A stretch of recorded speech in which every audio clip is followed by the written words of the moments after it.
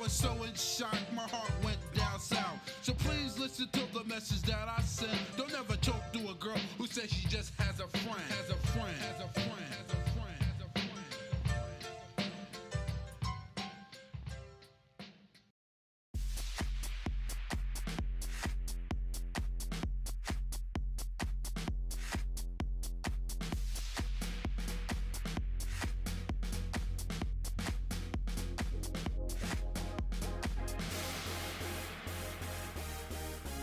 Party rock! Yeah. Woo! Let's go. Party rock is in the house tonight. Everybody just have a good time. Yeah. And we gon' make you lose your mind. Everybody just have a good time. Clap. Party rock is in the house tonight. Oh, Everybody just have a good time. I can feel this And we tonight. gon' make you lose your mind. Yeah. We just wanna see you. Shake that.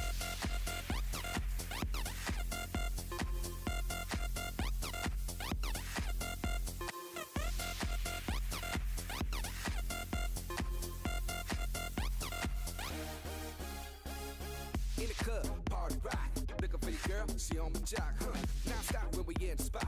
Booty moving weight like she on the block. With a drink, I got to know. Tight jeans, tattoo, cause I'm rock, raw. Half black, half white, diamond now. Gang of money, open up. Yo, I'm running through these halls like Drano. I got that devilish flow, rock and roll, no halo. We party rock. Yeah, that's the crew that I'm repping on a rise to the top. No lead in our Zeppelin. Hey, Party rock is in the house tonight. Everybody just have a good time. yeah. And we gon' make you lose your mind. Everybody just have a good time. Let's go. Party rock is in the house tonight. Everybody just have a good time. Feel it, And we man. gon' make you lose your mind. We just wanna see you. Shake that. Every day I'm shuffling.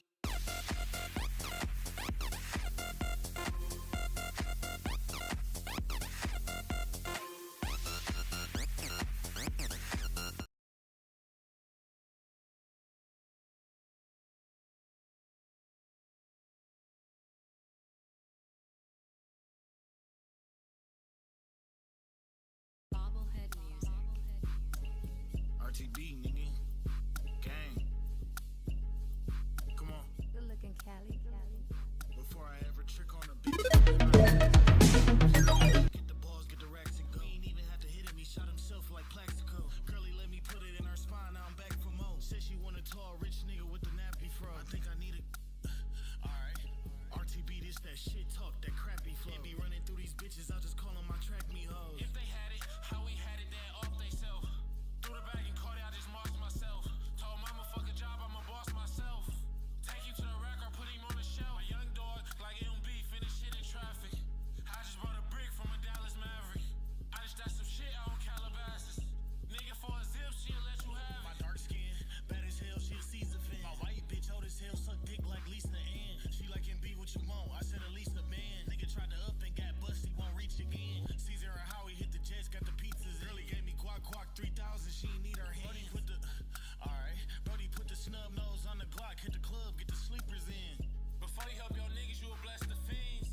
My side bitch in the section got her blended in. We be touching out with Glocks, y'all be checking in. Smart bitch, you hold it down cause I'm known to win. Send a nigga to his mama who's next to kin. Niggas never kill shit, can he run it in? 500, all blues ain't Tubman's, nigga. All blues ain't Tubman's, nigga. He can't afford a zip, you in love with him. Heard his breath smell like shit when them slugs in him. I can make your main bitch do the splits when the drugs in. Hit the airport, forgot I had weed, stuff a nug in her. Me and Capo with the white hoes, say they love niggas. Said she addicted to the D, I'm a drug dealer. My Spanish bitch, cook tacos and cocaine. Baby, every franchise player ain't gon' get a ring. She know I hit her friend, she want the same thing.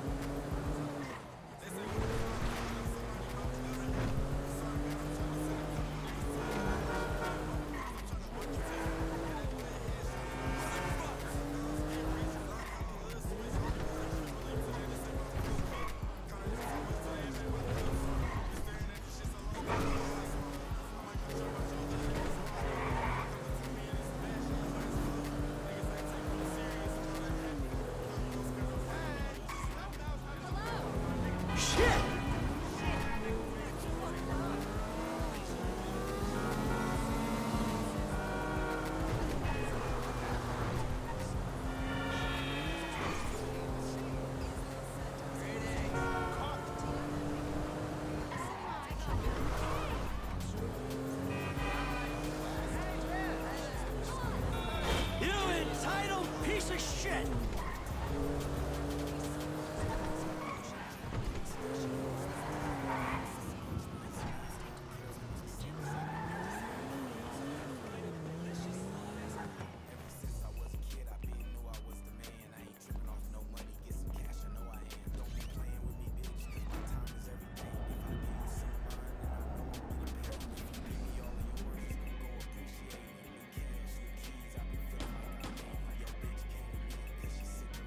What is wrong with you smoking in my house? You know, ever since that psychotic pal of yours turned up, you turned into an even bigger asshole. Thank you. Your support in my difficult times means the world to me. I've supported you. I left everything to come here with you, and still, that crazy bastard turns up. I'll handle it. How? I don't know. Oh, you know what? Just keep him away from me and the children, you low-life, whoremongering asswipe. Did someone say yoga? No, I think she said whoremongering asswipe. Hello, Fabian, darling. Namaste, Amanda. Are we ready to practice? Yeah. Oh, yeah, she's very centered. A regular oasis of peace and tranquility, this with one. Anger issues and worse friends. No wonder I'm so upset. You too, please. Namaste. We practice. Miguel, join us, please. No, please, no. No, No. the yoga is for sharing. Come, Miguel, come. Awesome. So, Fab, if you can make me as happy and mellow as my wife, it'll be a job well fucking done. We are all on our own journeys, Miguel. Yeah, no doubts. Why is she driving a tank on hers? Perhaps to deal with your hostility, my girl. Now here is good. We have the sun and the moribundo. The asshole. Now we begin and put the asshole to the air. Yes, we begin each sequence. Tadasana. Or mountain pose. Hey, Un, deux, trois. Mouth and anus are perfectly in line. Show him, Amanda. Un, deux, Now, Miguel. I don't know about this.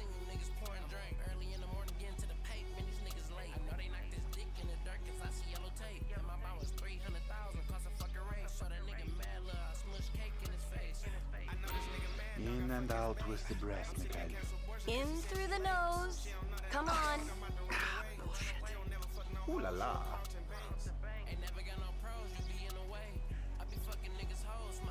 These are the basics. You must master them.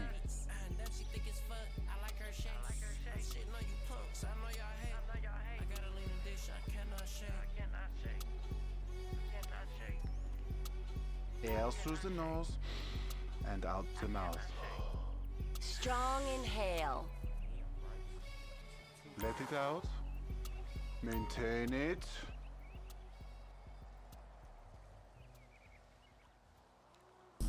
Now, in through the bloated nose and out through those wrinkled lips. It moves. Amazing. Alright, I got it. Alright, my pill kicked in. My pills come in different shapes and forms like Ben 10. Don't ask me how many pills I took, bitch, I'm in 10. You could think I'm In the sleeping nose, if you wanna stand on all out the 10. mouth. Okay, doc? You gon' fuck around and meet Out the through the mouth. Who would have thought it possible? This is gonna have to do. Now we will do something more complicated. Sometimes, when I do this pose, I weep uncontrollably for hours. I caught my first case right in front of rallies. Cuz took the charge from me, them bitches thought they had me. I keep getting high as shit, I got expensive habits. Pill on the table at the crib, told bro to grab it. I'm only going to Saks Fifth just to get some lavish. I'm only going inside stores like Culture and Loose Cannon. Back in that one. Alright. Step with me. Step with me. Step with me. I was in the trenches ducking crash, yeah, shooting Newton. I hog niggas down on dead ends and started reckless shooting. I jumped up the stage with a K, it was bad time. Needle when I beat life twice, who did that by you? Yeah, I should have. No. I know the truth. You do not be on what you say you want, nigga. You do not live where you say you live, nigga. You don't hold all them big guns wow. in the videos. You ain't get the DP life. You feel that? The emotion inside. Let it go. Michael, join us. I feel like I'm channeling bullshit right now.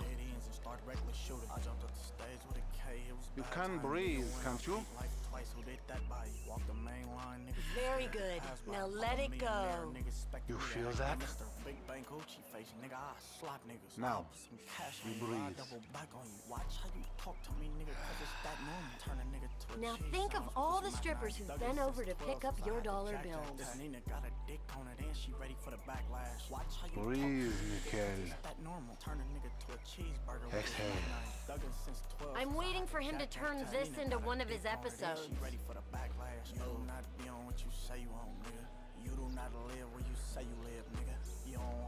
The silly man forgets to breathe. Later you can show a stripper how flexible you are. Yeah, I'm about to feel some emotions, all right. Remember, children, do not fear the unknown. We are the unknown. Show us, Amanda. I don't think Michael's up to this. He may surprise you. Plank. Plank. Chaturanga. Chata. Yeah. Feel the flow. Everything is flowing in me.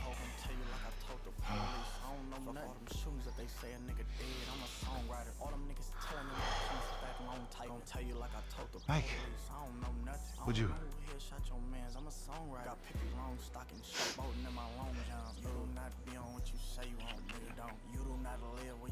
Oh, he's very weak, Mikhail. We're nearly there, Michael. Come on. That is not your life, but you make it look good.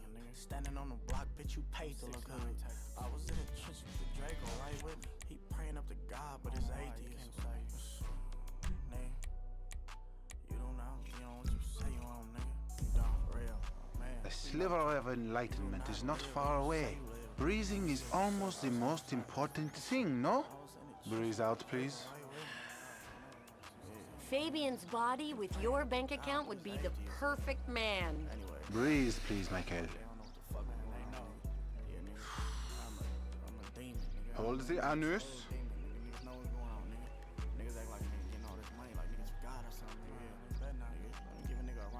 Take in the air and release it. Out with the breath. We might be about to witness the first yoga-induced heart attack. Your lungs, they work, yes? Look at the concentration on his face. It's like a gorilla with a cell phone. Breathing is almost the most important thing, no? We need to talk to the kids about having a family session. Breathe, please, Michael. Let it go. When we met, he was actually limber. Take in the air and release it. Lengthen. Strengthen. You have come a long way today, Mikhail. Huh? Yes, later you will cry like a baby. Yeah, right. His chakras are completely blocked. Don't worry about him. Show me the downward dog. I'm glad we have helped with your impotence, Mikhail. What'd you say? Your sexual energies have been blocked for too long. Back into my pelvis. Back. Back. Yes, there you go. Oh! What? Hey, enough of that shit! Yoga is the answer, Mikhail. But what is the question? Why am I such a moron? We are leaving, and we are never coming back. Good! You are alone, you pathetic psychopath. Fuck you! And that phony French fucking yogi! Ah!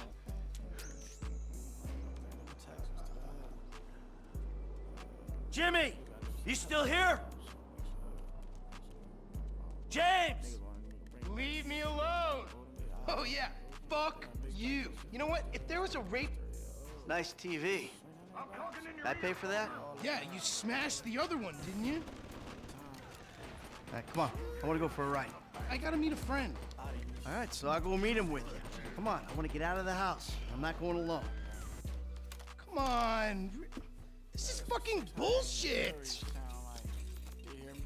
Bullshit? Threatening to molest your online buddies is bullshit. They're not my buddies. They're the only people you speak to.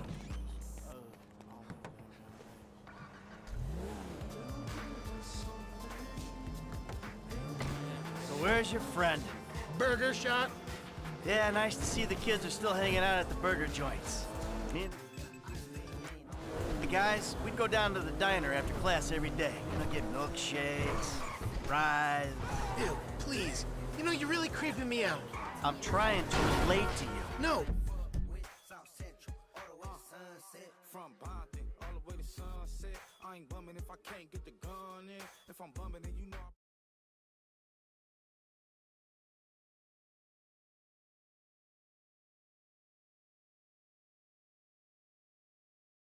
Hey, hold on, I'm gonna put it on right now.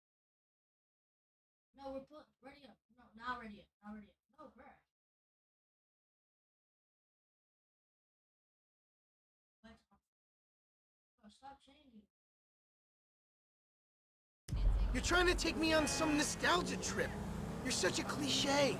Oh, says the dope-smoking, game-playing, live-at-home world him a living millennial. I knew it. I knew it. The mask was gonna slip. The monster's been exposed. The hell are you talking about? The real you. That bitter, vindictive old man. You pretend you're being a father, but you hate me, don't you? I don't hate you, Jim. How many times... I love you. Look, I'm sorry if I don't express that correctly, but why do you think we're here together? You really have to meet my friend? Yeah, I really do. There he is, the friendly neighborhood drug dealer. Yo, brother man, what's up? What's up, man? Good to see you. What are you turning tricks to pay for this shit, huh? Hey, who's the old man? It's my dad. Oh, all right, Mr. DeSanto. Yeah, you the kid selling Jimmy pot by the pound? Ah, Jimmy, bro, your dad's funny, man. Come on, do this shit and let's get going. Oh, yeah, you got that other thing? Oh, yeah. Come on, man, what the fuck? Jimmy! Just hold on a second. Oh, all right, later on. Careful with that. Hey, let's bounce. Bounce. We're bouncing now. Is that what we're doing? Jesus fucking Christ. Alrighty then. Now what? Can we just get back to the house, please? So, want a drink? I'm driving. Because normally you're such a between the white lines, friend to the pedestrian kind of guy. Fine. Give it here.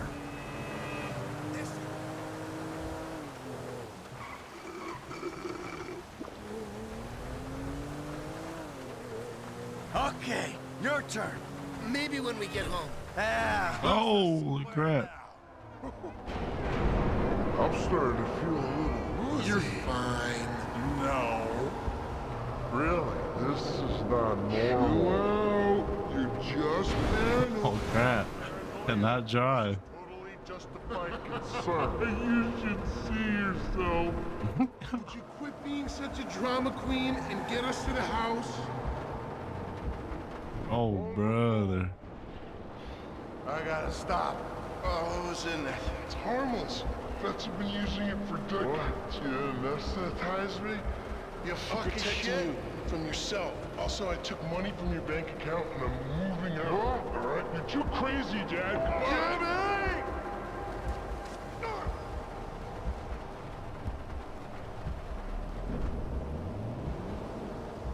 Jimmy! Damn. Did me dirty.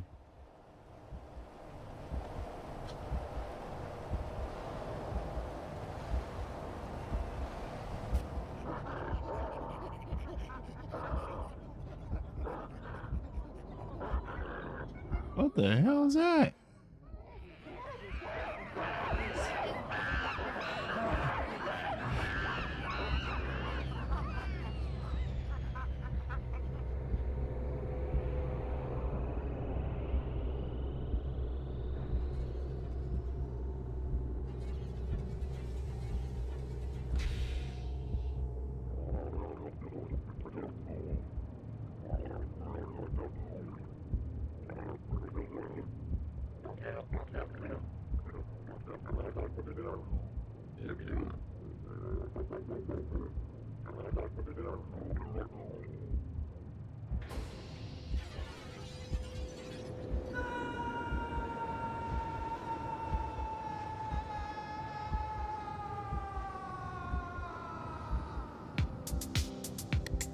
Type stuff.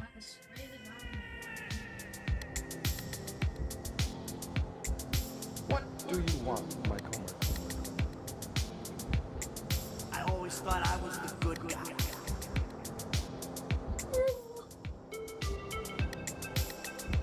I got in a bit of an awkward situation. You ruined my life. You are nothing but a murdering, cheating hypocrite.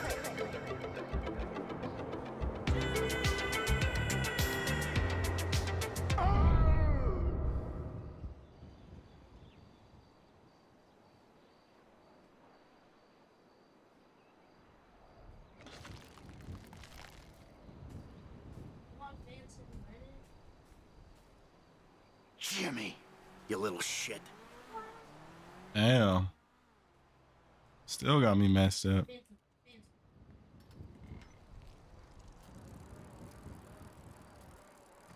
Can't even drive.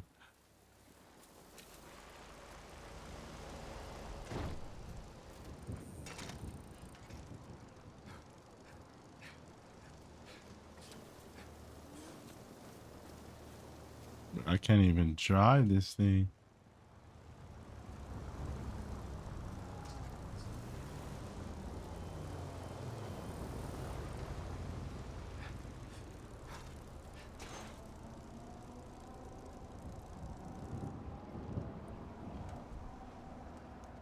It would have been easier to run here. Hello? Hey! I'm home! Anyone here? I'm back! Michael, I think you finally lost your mind. Your recent behavior and the company you've been keeping already had me very concerned. Now you've taken to attacking my Fabian, who is a close friend, and then Jimmy said you took drugs while driving him in your car. We've decided to move out for a while. You promised me you'd change, and you haven't changed a bit. I know you say I always act like I'm in a movie. Well, this isn't that.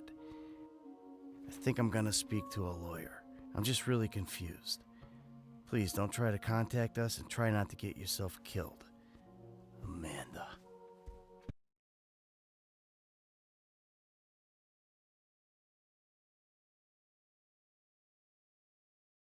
Literally, you got clipped.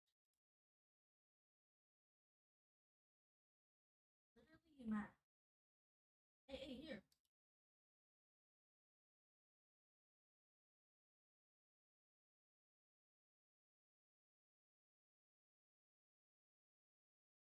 Got this.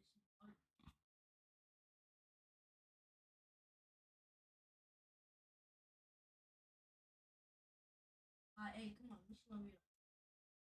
Hold on, do you still need yours? You still need yours?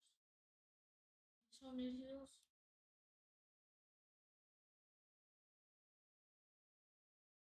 Y'all should be spectating me.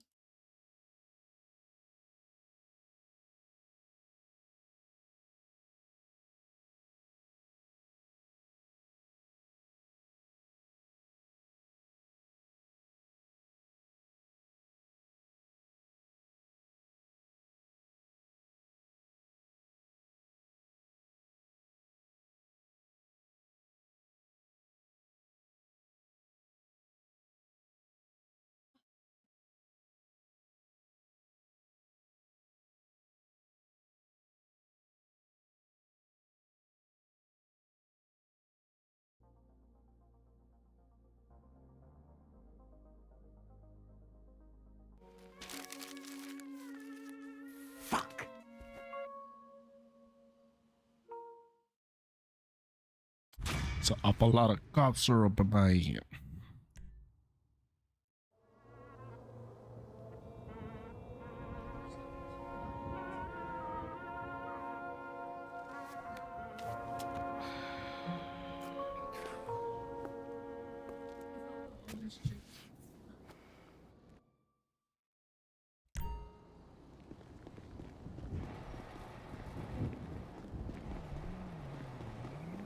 Damn.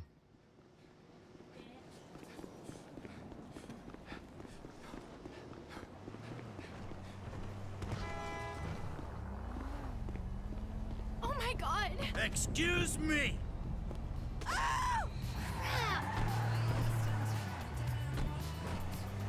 The Eastern boys and Western girls. Alright, I'm so good.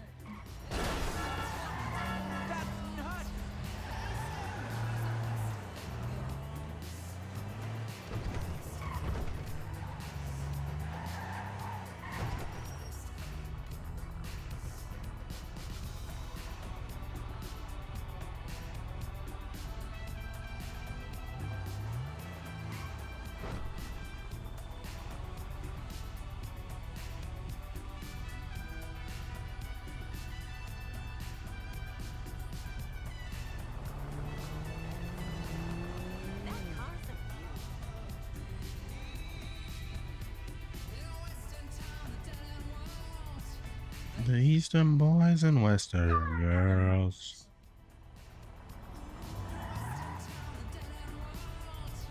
The Eastern boys and Western girls.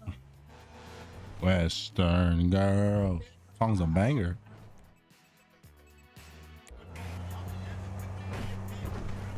And this car's kind of fast. Tracy, baby, you called? Yeah. Don't do this to me! Someone stop that guy! You gotta stop that guy! He jacked all my money! That's it, you're going down!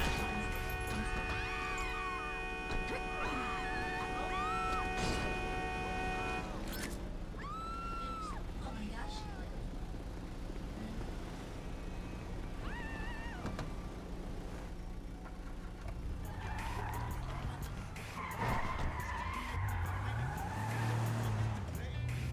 There's a guy coming.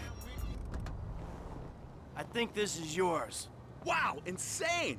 I'd say you earned yourself a reward, bro. Say you earned yourself a reward, bro. Definitely, bro.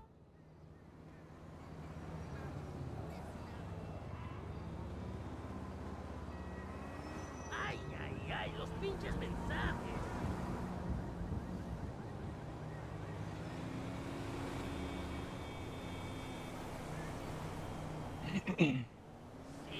This camera's bothering me.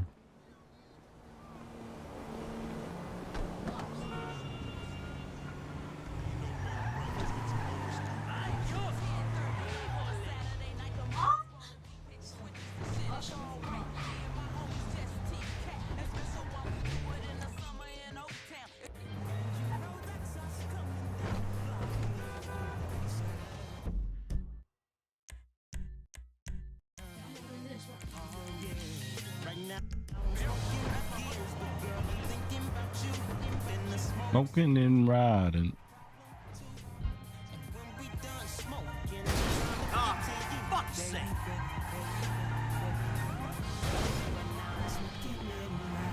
Smoking and riding. Smoking and riding. Smoking and riding. It's my idea. I came up with it.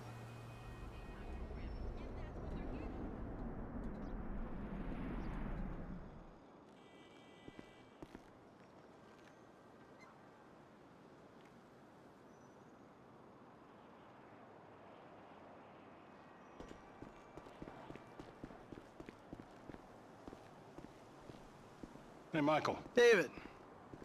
David. Well, isn't this nice? You didn't tell me we were double dating. Sorry, guys. This part of love is all mine.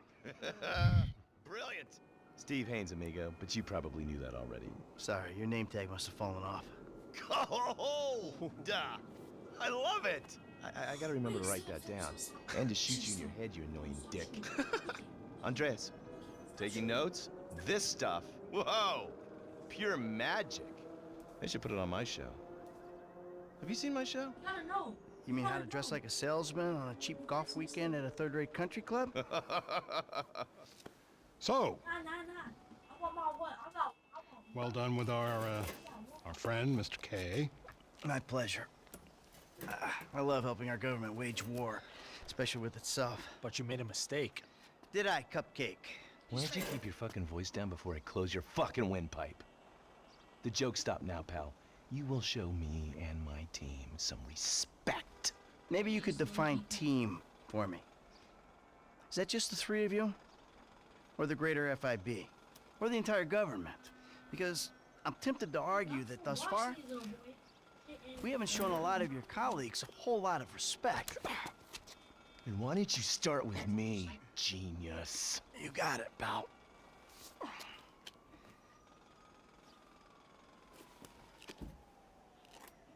We have received intel that they're keeping Mr. K at the local agency station. I just dealt with that guy. The agency is stepping up their questioning because of your moronic antics down at the coroner's office. We need to get him out of there before he blabs. I did what Agent Norton said. Then I guess you getting involved with a clapped-out old agent who's been living off of past glories was your first mistake. You are my boy now, amigo.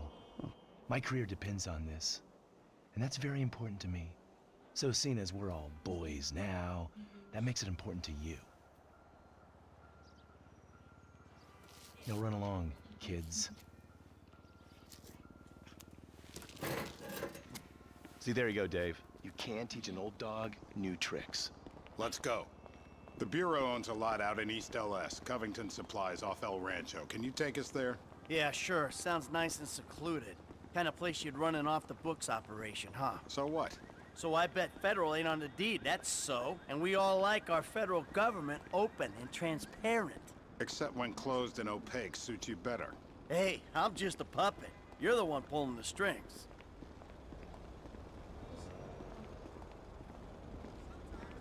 Gotta walk the whole way there. Tell me, Smoke it and ride it. to the taxpayer?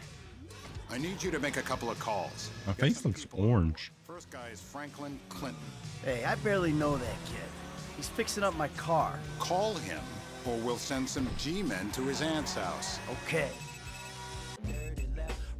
Slow down. Okay.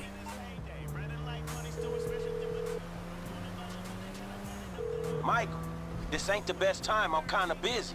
Hey, sorry about that. Listen, you know that thing we talked about before? It's happening. I need you to come to a lot off El Rancho, not far from where we met. Now, Trevor Phillips. I did not mean to do that.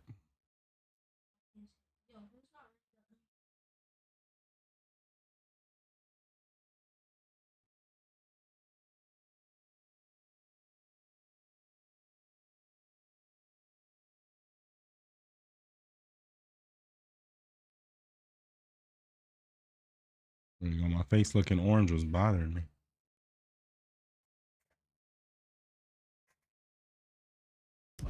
Oh, you're crazy. I ain't calling him. I thought you might say that, so we had him picked up. That's a dumb move, Dave.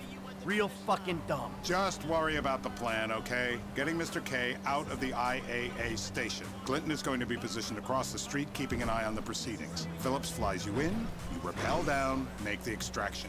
And I'm the best guy you got for this. With you, we've got good leverage. Great. And you brought Trevor in. We're telling him I'm all cozy with the F5B. You'll need discreet support. We'll maintain control of the situation. Discreet? Control? Yeah, good luck controlling discreet Trevor. You know what? You better keep a low profile. Yeah, I think I will. See you later. Who's that cagey motherfucker, huh? No, it's another cagey motherfucker, all right? Not you. Hey, T, enough with the faux political bullshit. Franklin, come on, you better take off. Really. Shit, I'm good. I ain't bailing. Whoa. What, am I detecting some sort of son I never had bullshit here? Huh? Hey, listen. If you want to replace some father figure, you can do a lot better than this fat snake, all right? This fucker would eat his own kids. Like I said, Franklin, deranged. Yeah, and best friend. Exactly.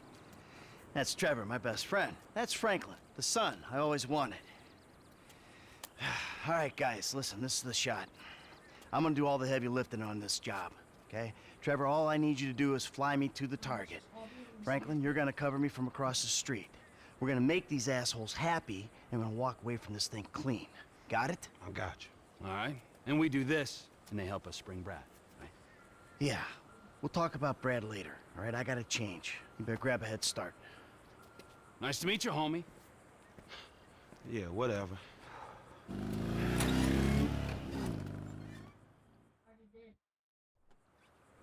The government gimp at last. Bite me. Let's go. Damn, I hope I don't have to fly this helicopter. Let's do this thing. Flying this shit on mouse and keyboard is hard, and I think I do. Damn it. Your new friends are a riot. No wonder you said sayonara to the old crew. Walking away ain't easy, Trev. Sometimes I guess you gotta make compromises. What happened to dying with a gun in your hand? Life happens. Annoying wife, 2 kids. Remember them? You get tied down, you can't move anymore. What about your ties to me?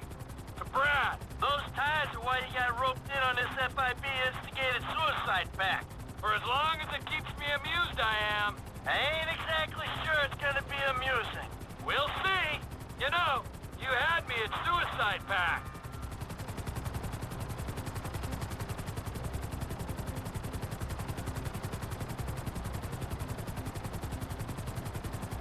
I'm going in on the west side of the tower.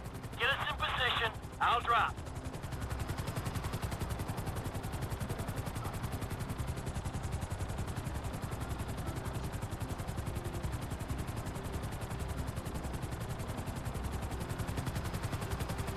Oh my gosh. The extraction point is on the west side of the building.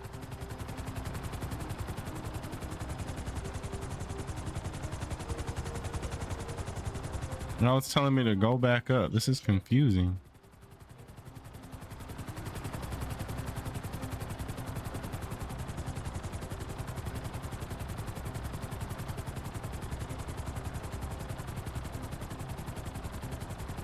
Oh, it's like right here somewhere. We're too far from the wall. You fucking There we go. while I'm out there. I'll climb back up this rope and strangle you with it. Yeah.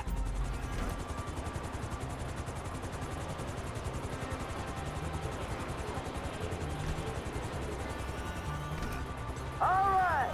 Okay.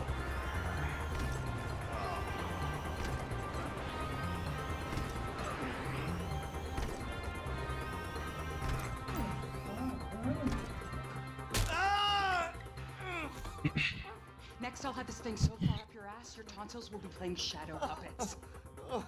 You think we can't do that? We can. It's in our guidelines. I don't know what you're talking about. I installed cinema equipment, not surveillance. Grab his other arm. No.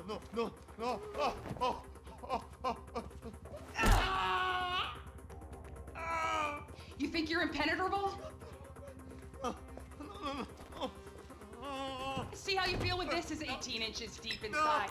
No, damn. Actually, fuck the lube. Let's dry dock him. You got The world thinks you're dead, genius. Soon you'll be wishing you were.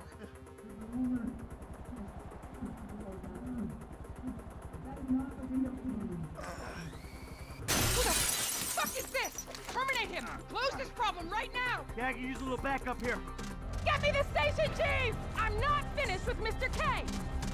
How do you switch again? Drop the gun! Drop the damn gun! Forgot how to switch. We do not have clearance to engage. Come on, like I said, back up. Wait! I need clearance! Brother, I forgot. No. Okay, we have a go. Forgot how to switch.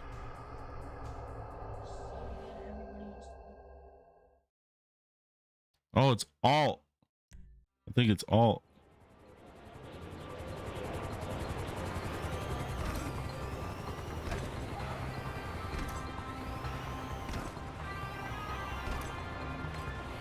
Don't screw with me, T.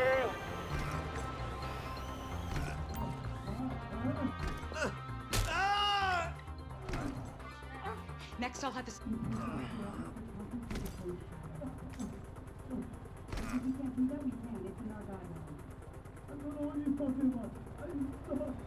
cinema equipment, not surveillance. Grab his other arm. No.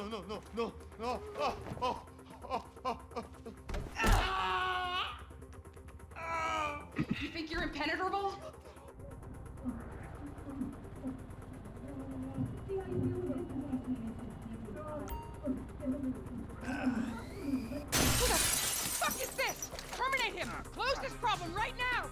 a little backup here.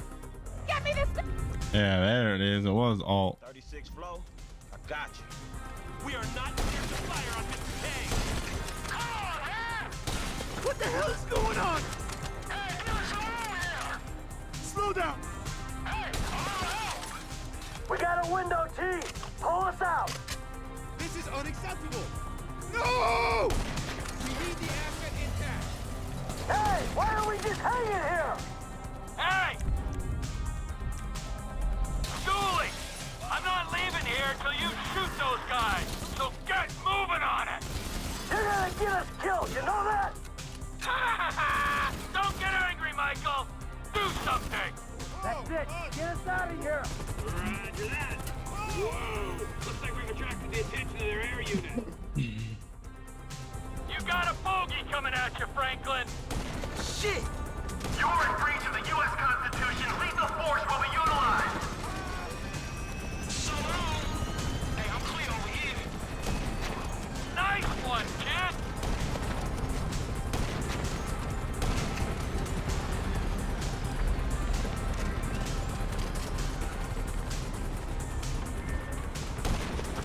I don't want to disturb you, Mike, but you might want to do something about the choppers before we're blown out of the sky. Just saying. Oh, he may be old, but he's still got some teeth. Oh, shit! Shit!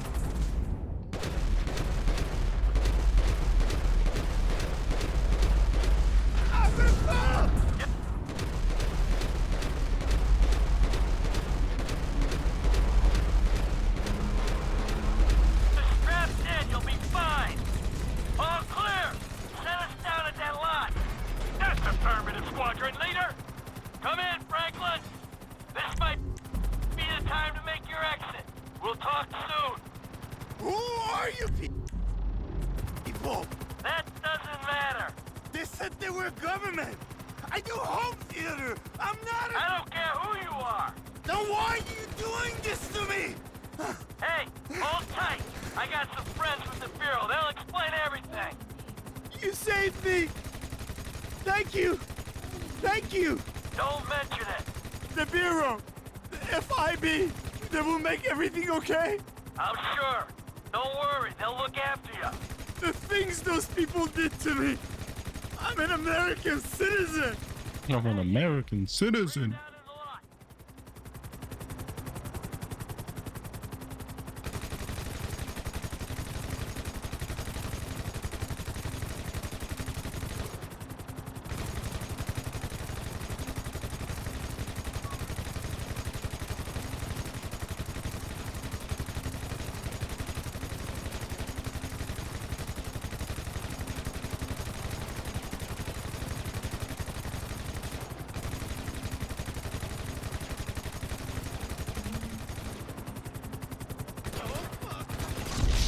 Oh no!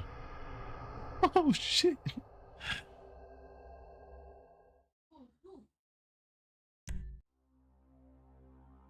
Hey, Frank!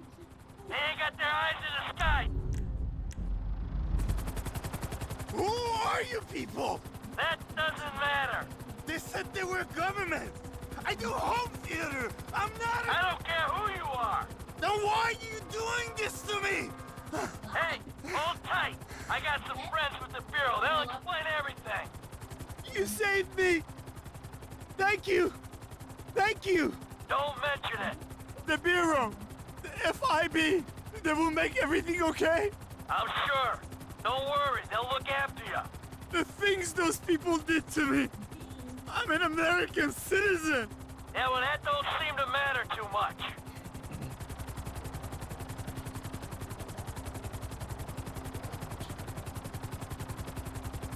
Put her down in the lot, Trevor.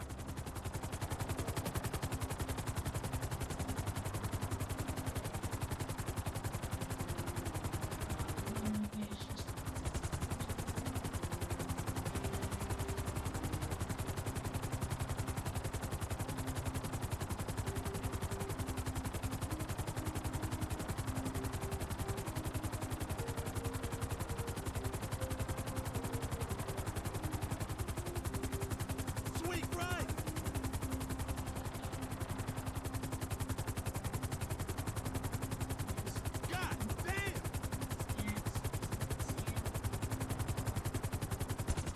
go.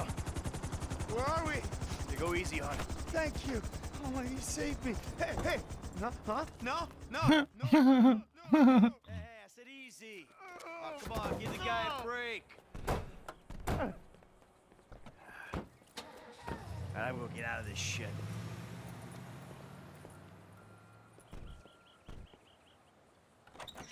Ha ha! In bed with the Bureau and a new running buddy. Yeah, he's more of a protege. Yeah, what, you gonna teach him to be old before his time? Yeah, or to never grow up. That seems like a good kid.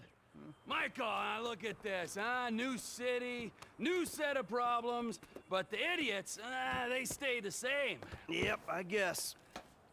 All right, Trevor, I'll see you later. Oh, you better believe it, buddy.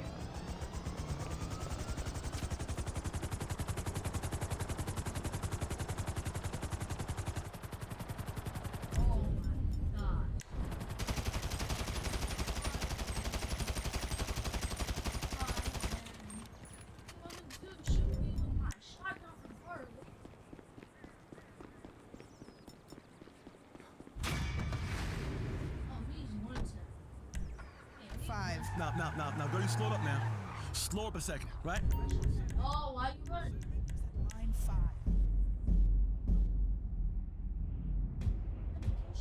Hold on, I'm right there. Hey, I'm going, man, before you take advantage. Now,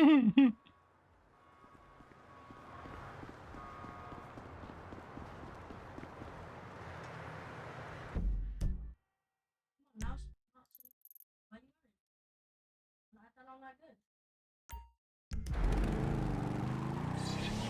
Don't you just hate it? Don't you just hate it when you take a bite out of some avocado and it's still like a little bit hard? So you just have to like unload a full clip on like a nearby ambulance. Wow. What's your weapon of choice? Is Lobotomy is. I go damn hard on his clothes and jewelry to stand out. Black nigga with his hair wild, damn proud. Killing this is can't make oh boy, I'm the man now. Somebody stop that guy! You gotta help me, bro. He's got my wallet. Shit, I said it wouldn't be nothing. I'm done telling fools twice.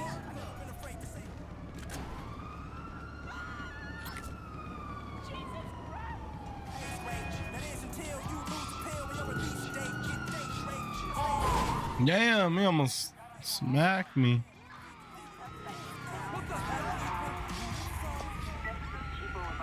About to get put in the motherfucking ground now.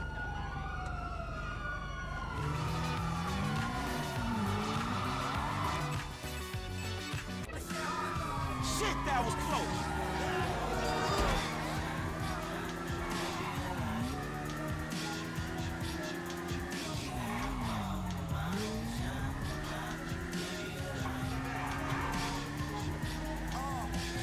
I used to wanna rap like Jay-Z, now I feel like I'm run laps around Jay-Z. Now ain't seen nothing this nasty. Nigga pop gotta come around pass too. You got the mic, I ain't the one you wanna pass to. My niggas say my new shit pass due. I'm paying dues, even got that shit tattooed. High power, run another plateau. I know you know we need a few plaques too.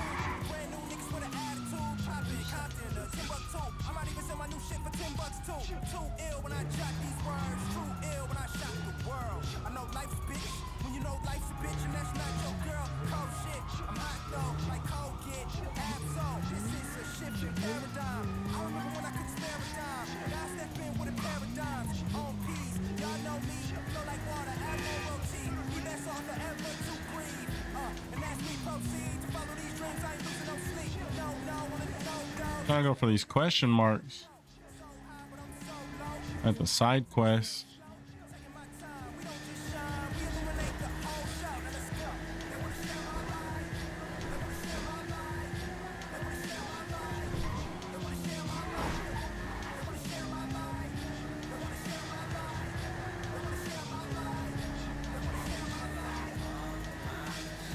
Well, now the B1 pops up. That's bullcrap.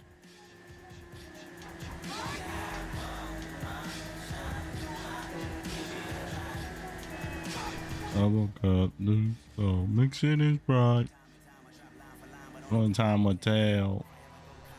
Run cop the nines and cock back in Cal. Say the truth is, they want to know how close me and Dre and Snoop is.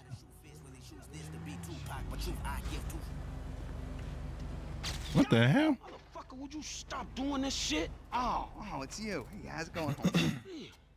Yeah. Hey, you seen anything incredible lately? Yeah, Trevor Phillips, but I doubt if you want a picture of him. Oh, wait. Wasn't he in the men's room? Nah. Oh, shit, I gotta tell you, this is unbelievable. Ah, crap, that hurt. Man, you're not gonna believe this. They want to do a reality series about me. Yeah, it's true, man. I'm gonna be big. I'm gonna be huge, right? It's all about the incredibly glamorous life I lead. Huh? Good. Yeah, boy. Oh, yeah, boy. Except, you know, while I'm doing that, I'm gonna need somebody else to take some shots for me. No, yeah, boy. Oh, come on, dude. Come on, homie. All right, look, this if you get a chance, right? I mean, there's no rush. Okay? Oh, you know what I'll do is I'll send you a list of names and some links so you can see who they are, right? Yeah, whatever, man. All right. Excellent. Yeah. Hey, you know, and I promise you, fame won't change me one bit. Yeah, I was afraid you would say that. I'm good. I'm good. That's okay. it. Wow, everything's good. Reactors, they are dirty and prone to meltdowns that will poison generations to come. Vote yes on Proposition 43. It's time for some real family values.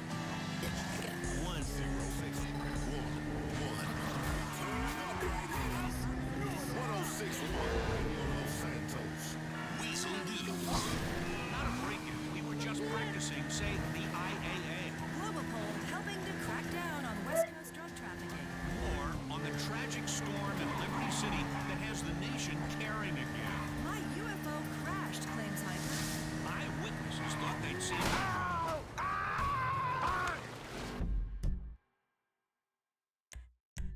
You can all my shine, I will not. I woke up from midnight, midnight.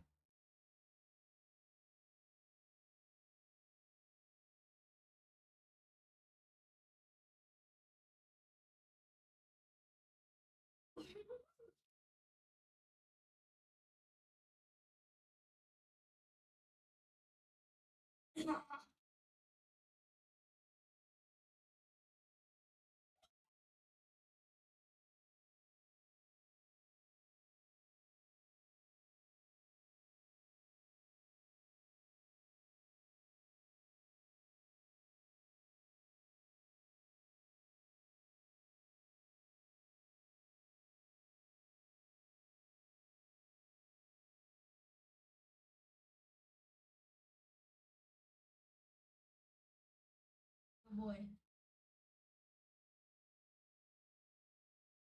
And then that's the little boy. Remember a time when boy.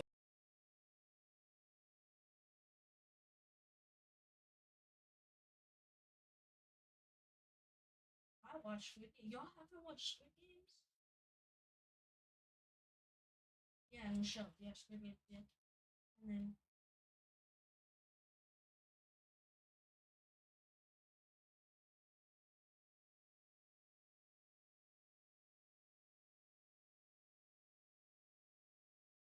Boys became men. You're the only guy the girls are talking about. Cool kids ruled the halls.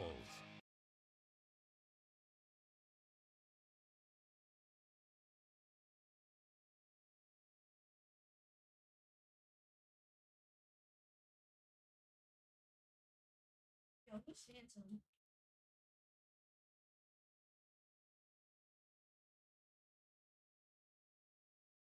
Hey,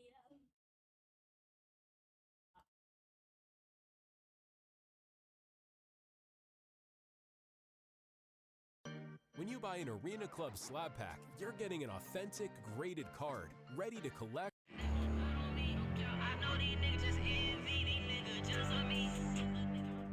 Eight armed robberies, 9 aggravated assaults with a deadly weapon. Shot him. We got locked down, and next thing you know, dude, all you're hearing is locker boxes banging. You're hearing metal on meat. Hit him with the fan motor, stabbed him. This is hours on end. Oh, that nigga beat his ass.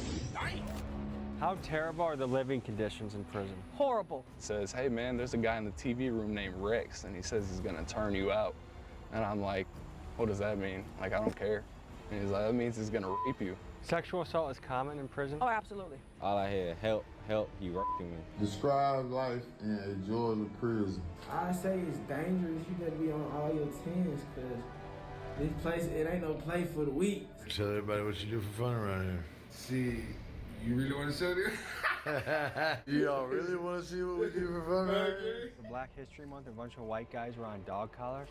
Every Black History Month in Georgia State Prison, that's what they do. Which gang would you say was the most dangerous? Bloods. What kind of stuff would they do to get money? Shit, rob you. Like right now we speak, somebody might be tied up against stabbed. Right now we speak in Georgia State Prison. About a year ago, I started seeing posts from prison inmates coming across my Instagram feed, and it was absolutely crazy. Some of these guys had Jordans on, some had piles of cash and pounds of weed, some even had video games in their cell, and it made me wonder how this was all possible. But then I saw this. Guys posted up with knives, vicious-looking machetes, entire gangs armed to the teeth. So I started to wonder what was going on in the Georgia prison system. And once I went down this rabbit hole, I couldn't stop. I started learning about horrific living conditions, brutal murders, prisons with no guards on duty, extortion gangs that charge you rent if you want to be alive, smuggling, bribery, gang warfare, guards and gangs, and even the prison system covering up murders. So to bring you into this world, you'll hear from current inmates on the inside, former inmates, and retired guards. And today you'll see inside one of the most brutally dangerous places in the country, the Georgia State prison system. I'm 24 years old.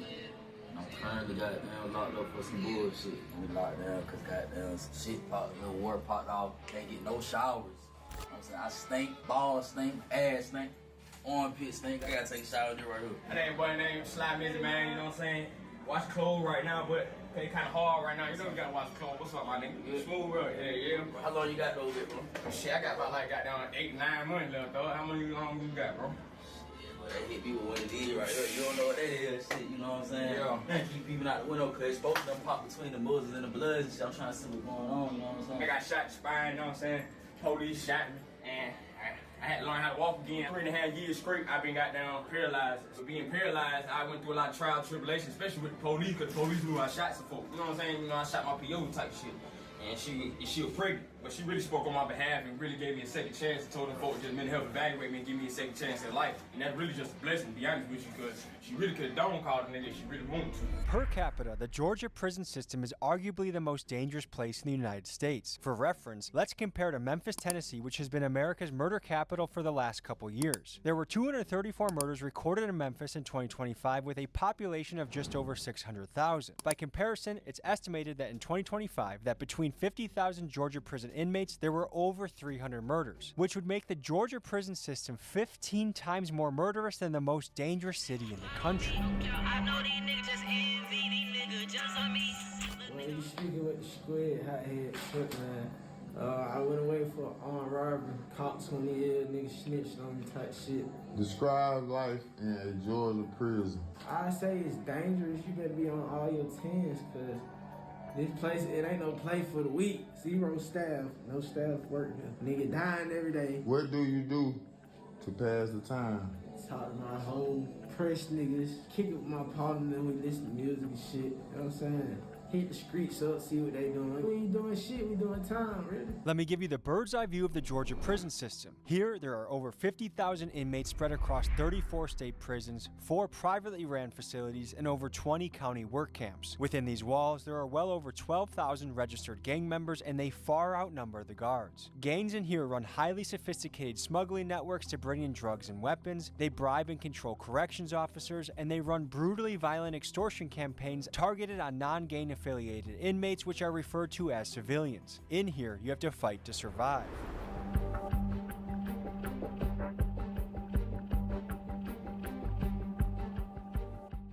I did 5 years.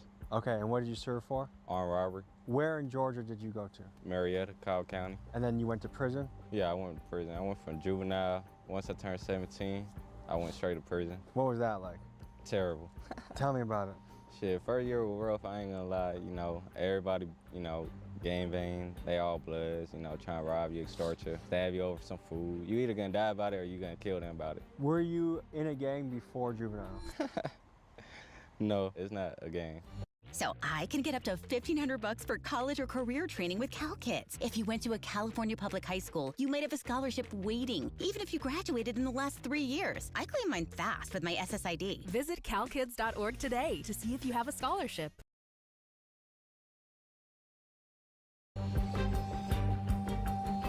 My name E-Man. I did 10 years in Georgia State Prison. And what'd you serve for? Armed robbery and a bunch of other little petty crimes, but I officially went down the road for armed robbery. How would you describe the conditions inside the Georgia State prison system? Now, the conditions in Georgia State Prison are terrible, man. I know for sure that Georgia State Prison is the worst prison in the United States. You went viral for posting videos of your time in there, right? And rapping, posting things that I was doing and all. Did you post that after you got out?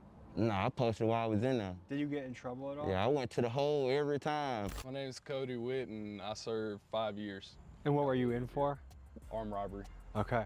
What was it like when you first got to your cell, and what were some of the things you had to do or prove yourself on? So my second day in prison, I'm thinking, man, this is going so smooth, it's awesome. I'm up there with my buddy from Gainesville, and he tells me, he says, hey man, there's a guy in the TV room named Rex, and he says he's gonna turn you out. And I'm like, what does that mean? Like, I don't care. And he's like, that means he's gonna rape me. And I was like, oh, what do I do, man? I'm scared, man. So he's like, look, you can use my shoes. And you know, he had the strap-on diabetic shoes that they give you at a sick call. So they were about size 14. So I put them on, looked like a clown. And he went down to the cell and he opened the door for me. I ran into a cell and he was sitting on the bed with another dude, started fighting. And once that happened, once I took off on him, it's like either I beat this guy or he beats me, and I don't know what he's gonna do to me. It was over with, so I got up and I walked out. And my buddy from Gainesville said, and next time it's gonna be knives. And I'm like, yo, I don't have a knife. First name is Constance. I started as a correctional officer 1, left as the captain of special operations. I mean, if they have their pants a little lowered so where they're just showing just the top part of their underwear, quote unquote, the crack, and they're walking next to a certain inmate, they're that inmate's property. You can hear the sexual intercourse going on. I'm watching TV through the door or whatever. All I hear, help, help, he raping me. I'm like, God damn. So boom, buddy come out, eye bleeding, face stabbed, neck, wrist, he damn near died. They were stabbing him as they were raping him? Yeah, pretty much, yeah. That was the blood that did it? No, it was a Muslim. What percent of guys are f***ing other guys? Probably about 70 of them. I've seen them with the tan inmate belts wrapped around the neck and walking around like a dog. What is that about? Control. Now that right there, every Black History Month in Georgia State Prison, that's what they do. I just think it's interesting because I think if the roles were reversed, this would be a nationwide story. Everyone would be looking into it, you know? No, definitely. Would you say it's more acceptable or are people trying to take it from you? Well, no, it's definitely more acceptable now than back in the day. Are they really against it or they're just putting on like they're against it? There's two ways in everything in this world. Okay, that's it. Okay. And did you go in unaffiliated? I did. I was 18 years old, I was scared. I was roommates with a guy and I saw him getting a lot of money, he was Crip. And he kept asking me, he's like, man, I heard about what you did in G2, man, how you beat that guy and stand on your 10 toes. He's like, man, you ought to get down with us. I'm like, nah, man, that's not me. I saw them getting all this money and having their way, and so I was like, let's run it, man. Did you get jumped in? Yeah, so I had to do 3 minutes with 3 different guys at once in the mop closet. So I got beat pretty bad. So if you drop, they stop the timer and they make you get back up. Holy and shit. you keep fighting. I had 2 black eyes, I had a busted lip, busted nose. All right, so I did 4 years. And what'd you serve for? Armed robbery. That shit zombie land, that shit fucked up. That shit really fucked up, for real. So did you go in unaffiliated? Did you join a crew? What did that look like? I just went in like me. You feel me? And I just stood 10 toes. Did you feel like you needed to get a knife just to protect yourself? Yeah, everywhere you go, you need a knife. Of all the inmates in there, what percent of them have a knife? Oh, about 90, 95. So basically, you guys want to know how knives made. The knives are usually made like this. You're gonna cut that off of metal, okay? So you can see how it outlined. I have a machete here. That would be the submachine gun. So we're literally gonna cut that, and then once you cut it off, you know, it's shaped into a machete. What you guys are using out there would be a assault rifle. This would be my submachine gun. My name is Tiffany Johnson, and I'm with Georgia Prisons Exposed. With her Facebook page, Georgia Prisons Exposed, Tiffany is on the front lines of getting information out about what's really happening behind bars. It's a place where family members can communicate to check to see if their locked up loved one is still alive, and she also gives inmates a platform to let their voice be heard on things ranging from the AC unit going out during an excessive heat warning, to MRSA and scabies outbreaks, to figuring out whether recent deaths were because of murder or overdose. I've been incarcerated myself. And what was it like behind bars? It sucked. The officers could care less of what's going on with you. Right now, there's an epidemic of stabbings and killings going Yes. on. Are they being covered up? Yes. And are they classifying murders as suicides? A lot of times they do. I know one lady, her son supposedly committed suicide, but when she got the autopsy report back, this bone right here was missing in his neck, and so it could have been strangulation, but he was brutally beaten, and she actually sent me his autopsy photos. I mean, they filleted him like a fish. Do you think a lot of these deaths are covered up? Yes. For example, I worked at Phillips State Prison. It was ruled suicide, but it was in a mental health unit, and the first thing that was done was the logs were checked to make sure that checks were being done properly. Then things were being filled out before medical even came down. Because the first thing the administration is going to say is, let me see your check logs. Paperwork is being forged. So I've heard stories of guys get put in solitary after a fight or a stabbing, and then a guard opens up the door. Yes. The guard that's affiliated with the gang. Yep. And then lets another gang member stab them to death. Yes. I got stabbed in my sleep 9 times. The officer set me up, man. They're trying to put the word out there, you know what I'm saying? These people here is no good. Like, this shit is nowhere you want to be. All that street shit, this shit lame as fuck. Your partner gonna tell on you at the end of the fucking day. And that guard may not even be affiliated with a gang, but that inmate may have something on that guard. Not only are guards allegedly helping in gang hits, but the DOJ found evidence that Georgia is routinely underreporting homicide deaths. For example, independent watch groups estimate that over 300 inmates were murdered in 2025, but the state's official records only show about 70 killings. One way the state does this is even if a body has clear evidence of being beaten or stabbed, they will label the cause of death as unknown, and they've used this tactic hundreds of times in recent years. But my question is, isn't covering up murder a crime? I mean, if a guy in the street does this, he gets 25 to life. But if a Georgia prison official does this, nothing to see here, it honestly sounds criminal to me. Now the danger, this is something that go on every single day. Like right now we speak, somebody might be tied up against stabbed. Right now we speak in Georgia State Prison. I did my time in a level 5 prison, so 90% of the inmates had life sentences. Because if you have a life sentence, where's there to lose if you stab someone or get in a fight? Nothing. They gonna come and get you if you kill somebody, but 9 times out of 10, the person with the life sentence not gonna care though. What was it like being a white person in Georgia prison? Oh man, I had to constantly show out and constantly act like the big bad wolf. Like I survived out of other people fearing me.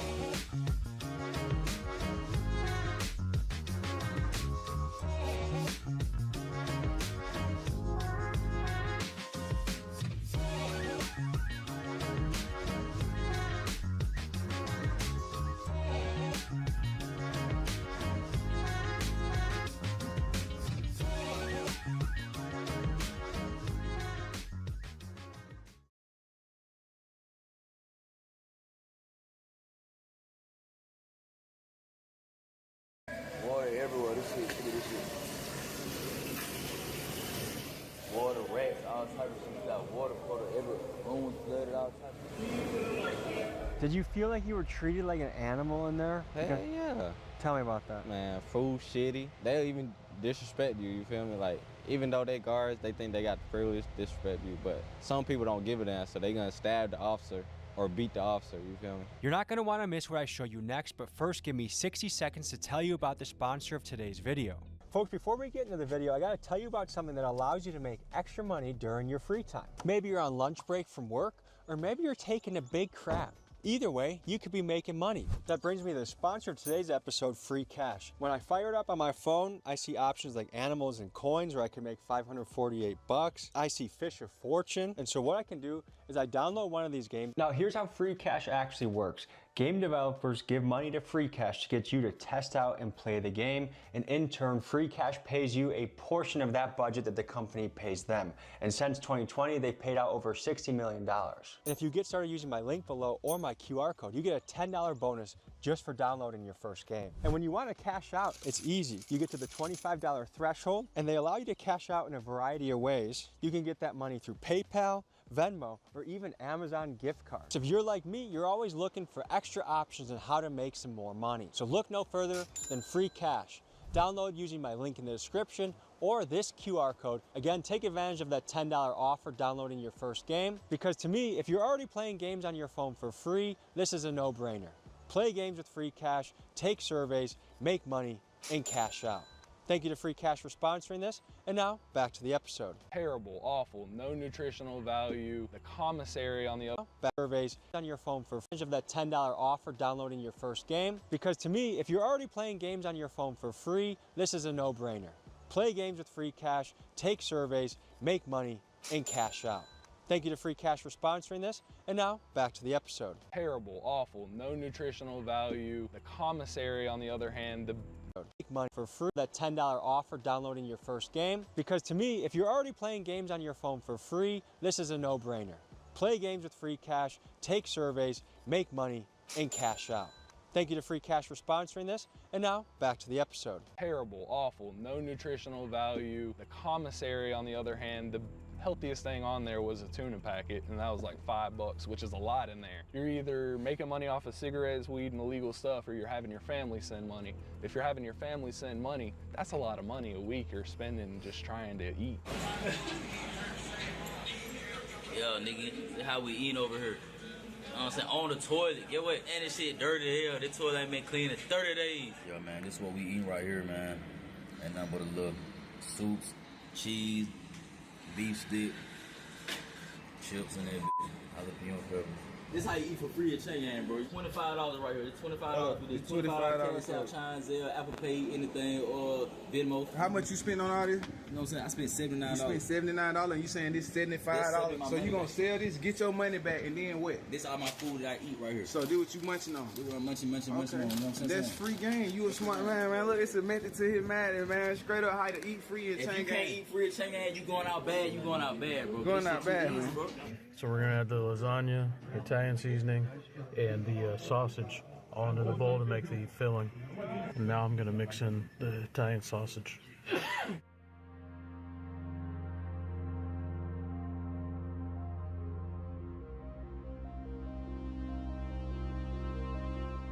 How many guards were there for the inmates? 4 out of 4, like 700 people.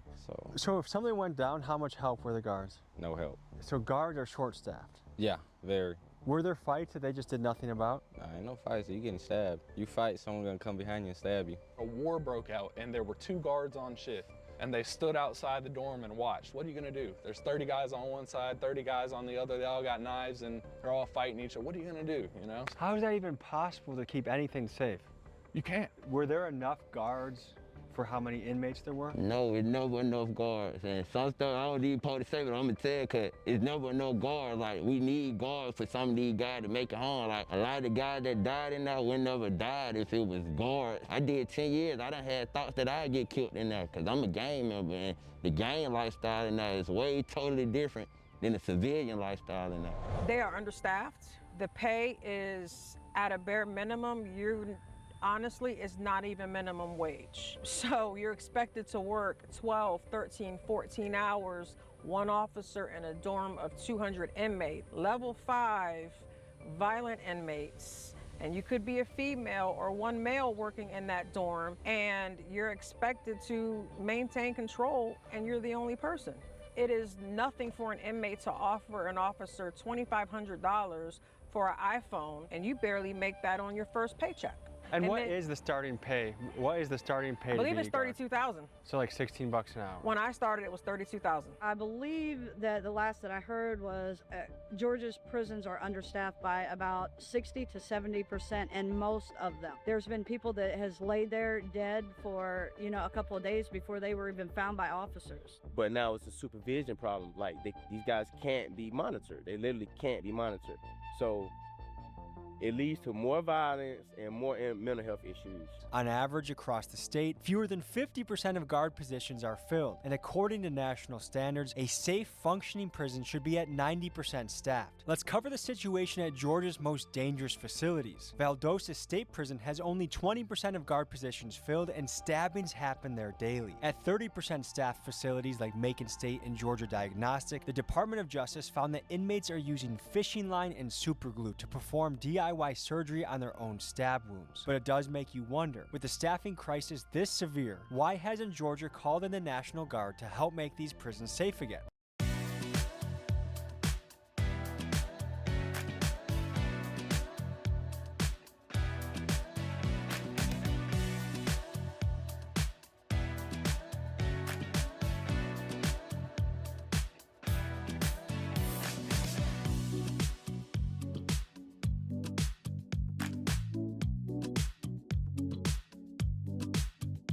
I like making my podcast. I don't like making short clips of my podcast. So the AI chooses the best clips, like maybe this one. Right now? Yeah, because it knows what's important. And it actually gives you a score based on how well your clip is going to connect with your audience. That's so cool. And it also reframes us to vertical depending on the platform. So in fact, if there were 4 of us, it would do that too. It might do 20 or 30 of these. Wow. You see these animated captions? Yeah. They're automatic. You just set the style, but it's automatically transcribed. That's crazy. Does it have any editing capabilities in case you want to tweak things? Yeah, so there's an online editor right over here, and you can edit using the timeline or this transcript-based editor right here. And you can actually upload your own images or video and drag them onto the timeline. That is a lot of features. Many of them are one click, like audio enhancements, AI-generated B-roll. It bleeps your curse words if you need that. Right? I think the AI is definitely going to choose this clip. This is crazy. All we had to do was talk about it, and Opus Clip does the rest, and then you just schedule it from right here. Wow, I pay $30 every month just for a scheduler. Well, right now Opus Clip is just $14.50, the Pro plan.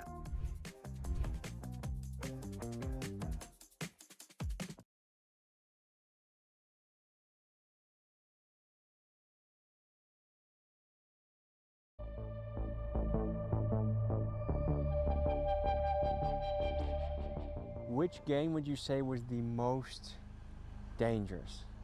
Bloods. And why is that? Cause most of them don't got family support, so you feel me? They just gonna come stab you and kill you, or get rank off it too. So part of the reason they were so aggressive is because they had no one back home to support them, so that this is what they had to do to get theirs. Yeah. What kind of stuff would they do to get money? Shit, rob you. And who'd you ride with in prison? I'm Blood. And from what I hear, the Bloods did some of the most of the extorting and things like that. Most definitely. Can you speak about that? You don't want to go in there and have to listen to another grown man. Like with this gangbanging stuff, nobody bigger than the program. Somebody gonna be telling you what to do. Here's how the extortion campaigns could look. Let's imagine you are a rural guy named Jeff that got caught up using meth and you get sent to prison. And because you walk in there unaffiliated with a gang, inmates look at you like a dog looks at a bone. And now it's likely that you get placed in a pod that a gang will run. So they might tie you up, beat you, and using smuggling phones, they will send pictures of you to your family members saying, if you don't send us $300 a week, Jeff will be beaten or dead, and they mean it.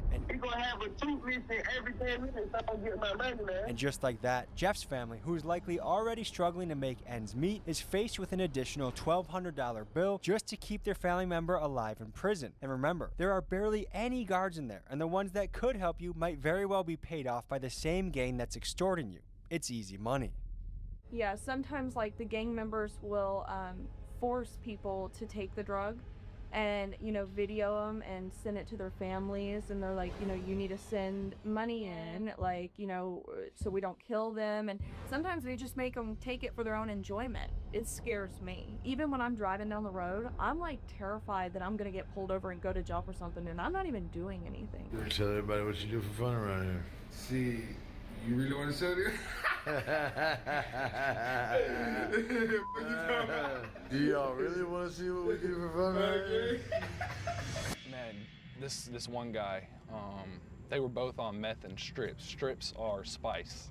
And they had both been up a couple days, and the guy tells, they're good buddies, JB and I forgot the other guy's name. And he says, don't put him in the cell with me tonight, I'm gonna kill him. Wigging out on strips and ice. They get put in the cell together at night, no one listened to them. You know, this was during coronavirus, so there was like 2 guards for the whole 1,200 man compound. We got locked down, and next thing you know, dude, all you're hearing is locker boxes banging, you're hearing metal on meat, hit him with the fan motor, stabbed him. This is hours on end just happening. And my bunkmate's like, "Oh, we need to go check on him, we need to go check on him." I'm like, dude, I'm not going nowhere near that shit. You can go check on him. And JB comes out with a blanket over his head that's bloody and saying, I didn't want to do it, man, I didn't want to do it. And then all you see is the head of this other guy poking out from under a pile of clothes, and he's missing his eyeballs, his face is all bloody, and So they were buddies, but they were so mentally ill from the drugs that he killed his brother. K2.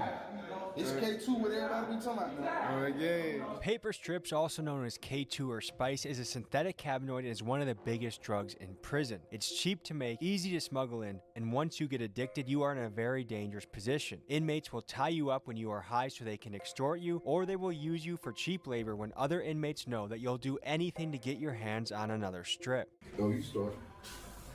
You say you went from what? I said now we went from friendship to slavery. Now he's slavery. Hey, man, this a business, man. Everything a business, bro. Oh, yeah. When I call you up here, bro, and you make your money, bro, that shit cool, bro. Yeah. Hey, you already know, man, you know, got my boy in here, cleaning up, gotta get me together. I ain't gotta do none of that shit, man. You know, when you got it like that, shit happen. Whole step in that bitch. Yeah. Hit it twice. Hey, hold it in till it get back to you. Bring the trash can. Hold it in till it get back to you. Put it in, don't blow it out.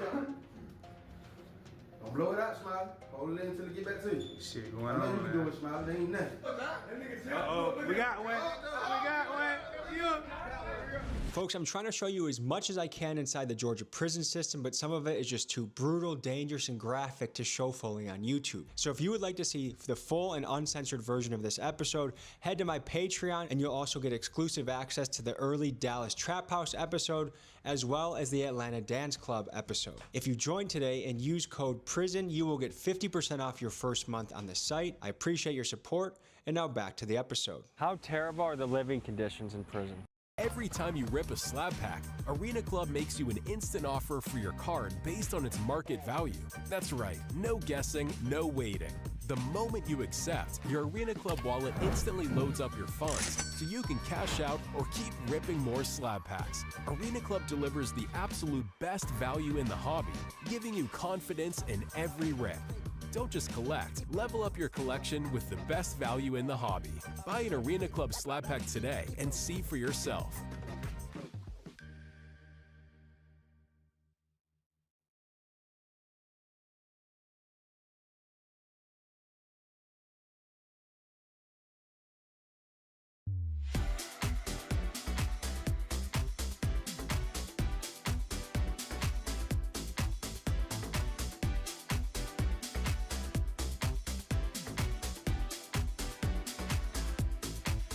Horrible. Is this the fault of the administration or of inmates? Both. The orderlies are supposed to take care of the basics, you know, the mopping, the cleaning and stuff like that. But no one cares until it's quote unquote inspection time, where the warden walks the compound and checks every dorm. And let's be real, the wardens, I'm gonna be honest, they don't give a damn. They're just trying to figure out which officer they can sleep with. We've heard of people that have been eaten alive by bed bugs and rats. Yes, bed bugs, rats, roaches. I mean, their facilities that they're living in is just disgusting. Her name is Willie Jackson. I went away to prison for 30 years. I went away for murder, armed robbery, and aggravated assault. I remember the first prison that I went to, it was called Georgia State Prison in Reedsville.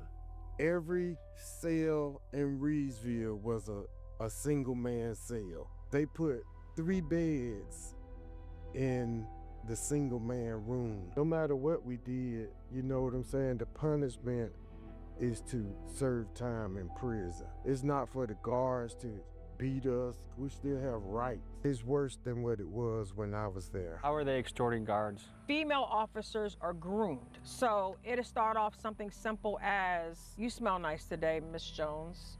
Did you do something different to your hair, Miss Jones? And then these women who, some may be lacking self-esteem, some may be lacking, love or companionship that they get at home. They're spending 12 to 13 hours a day with the same group of inmates, are falling for it. And it becomes to meet me in the broom closet. Because if you have one officer working a dorm, there's blind spots everywhere when it comes to cameras. It is nothing for an officer to have sexual relations with an inmate. So how common is it that guards are having sex with the inmates? I'd probably say weekly. We call the local PD for help. Hey, will they be willing to let us in here? Instead of just telling us no, they call back up and say, we can take you to jail for this.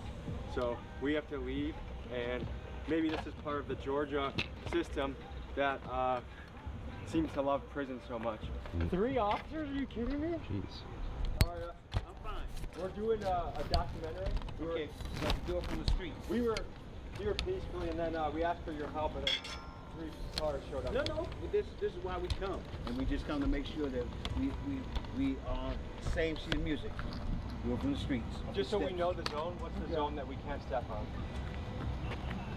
This entire square block. Technically, you can be on the sidewalk. But here's the problem: once you go further, which most people start doing, you say, okay, we're not.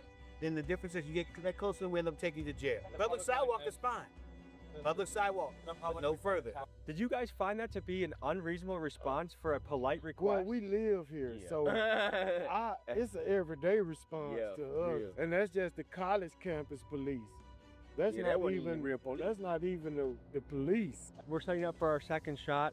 And again, we called the police for help to see if they would, politely, could we get in? And look, they have a sentry post monitoring us now.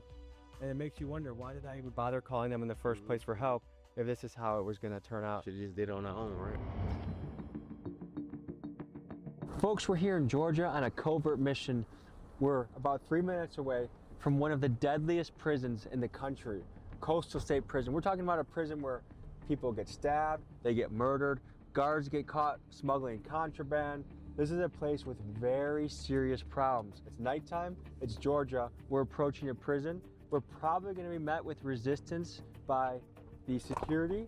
What we're gonna try and do is infiltrate as far as we can to get an idea of what this place looks like. Because I'm just thinking, we all live in this safe little bubble, and there's these places that are absolute gladiator schools that people get locked up at. To wonder why this is happening in 2026, where we're supposed to have humane prisons for people. I would say this is a violation of human rights. What's really nuts right now is to be only feet away from a place that I know there's people in there right now getting extorted. There's family members from the outside having to send money in just for them to have a bed or not die. Yeah, man, we got these boys downtown down there, motherfucker. These boys at Garnett Station. But ain't nobody with shot. 2025, we got niggas sleeping in the mat. And it makes me wonder, if I was a state senator here, or even the warden of this prison, would I not send in the National Guard or do something? An emergency is happening in here. There are more murders happening in the Georgia prison system than in the most murderous city in America, Memphis, Tennessee. What will it take for state government to step up and care and do something about this? Whether someone in there is a murderer or whatever crime, these are people that are supposed to receive human rights. Folks, most of the footage you're going to see in this episode are from inmates that are working with us that want to share their experience, and they're doing this at great risk. But I did want to see one of the more dangerous ones with my own eyes to get a feel for what we're working with here. All right, folks, we are at the Georgia State Capitol. I wanted to make sure these politicians know exactly what is happening in their prison system so that there can be an attempt to change it. I'm giving each of them a letter that includes things like, in 2024, 330 people died while incarcerated in Georgia, which is more murderous than the most murderous city in America, pound for pound, by a lot. And then I enclose a few shocking photos so that they can understand the magnitude of what's going on. And guys, these 5 senators that we're delivering this to, I'm not attacking them. They have so much on their plate. They are busy guys. There's a lot of responsibility they have to handle. I hope that these photos are shocking enough that this goes to the top of their to-do list, which I'm sure is considerable. So anyways, we're gonna go in here and see if we can meet some of them. What are you out here for? To meet a few of the senators.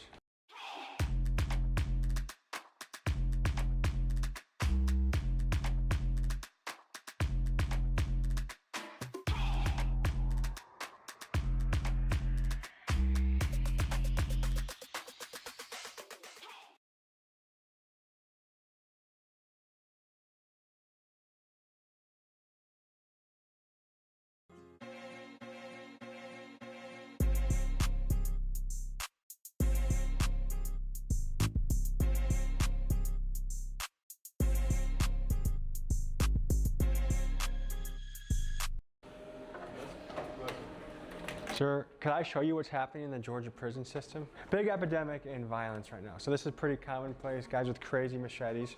I was a deputy with Fulton County. So oh, that place is... I worked the jail, so I know exactly. I just talked to Labat today on the phone briefly. That's the sheriff, right? Yeah, yeah. You have a stomach for tough things to see? This is a white inmate who I guess in Black History Month, they walk him around like dogs and threaten with knives and extort. This is an inmate who got carved up with a hot knife until he died. This guy got flayed like Hannibal Lecter style. Wow. And this has been going on for a couple of years. And as a former jail deputy, what do you think about the Georgia prison system? Certainly needs to be revamped. Yeah. For sure. You know, I mean, there's a lot of stuff that goes on that needs to be addressed big time. I mean, it's something that's been going on for a while. It's terrible what's going on. When I worked there, we were totally understaffed. You are highlighting one of the key problems, which they're staffed at about 30% right now. So it's almost impossible for them to run a tight ship. So they need an extreme hiring measure or things are going to get worse. But I know you're busy, sir. All right. Enjoy your day. Talking to you. Thank you. Hey there. Trying to meet with Senator Bearden. Impromptu, of course. Yeah, he's not in the office. Okay, can I leave him a little note or something to look at? Okay, I'm just going to write his name on it. We're doing a piece on the prison system. I know he worked on some of that. Yeah. You said, Senator Bearden, please check this out. The situation is dire. Also would love to interview you. Blur out my number, please. Thank you. Thank you. Knock, knock. So right now they're out of session, which means some of them are back in their own jurisdiction, and then they come to the Capitol to do state work. These are photos that cannot be ignored once you've seen them. Okay, on to the next. Okay, well, can't get in, doing the next best thing. Here we go. On to the next.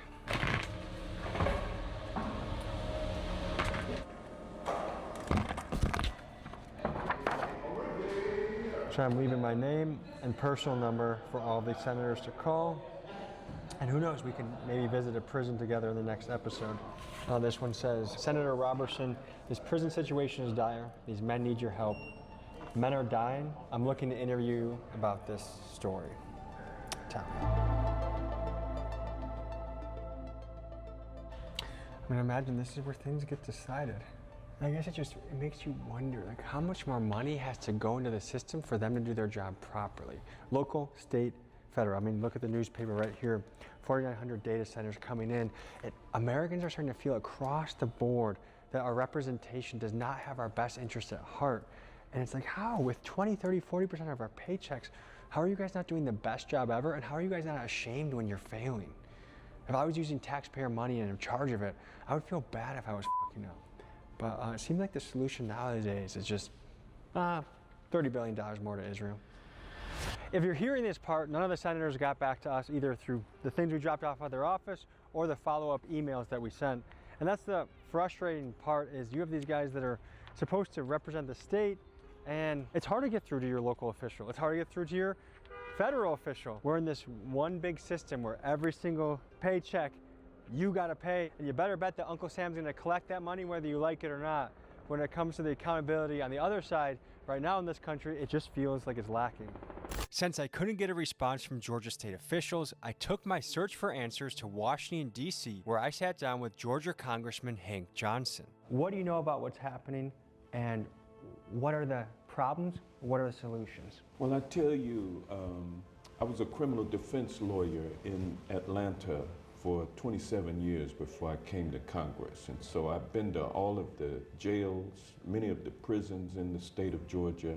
And I can tell you that over the years, the Georgia prison system has declined in terms of resources, in terms of infrastructure, but it has increased in terms of the number of inmates. And so in our prisons now, they are laboratories of death and crime, and their loved ones being killed or threatened with being killed or maimed or hurt if they don't provide a steady stream of money coming into the gangs that are actually controlling the prisons, because you don't have enough prison guards. So the prison officials have to allow a kind of informal governmental structure which uses inmates to control other inmates. My name is Bianca Tylik. I'm the executive director at Worth Rises, and we are an organization that operates nationally to dismantle the prison industry and end the exploitation of people who are incarcerated and their loved ones.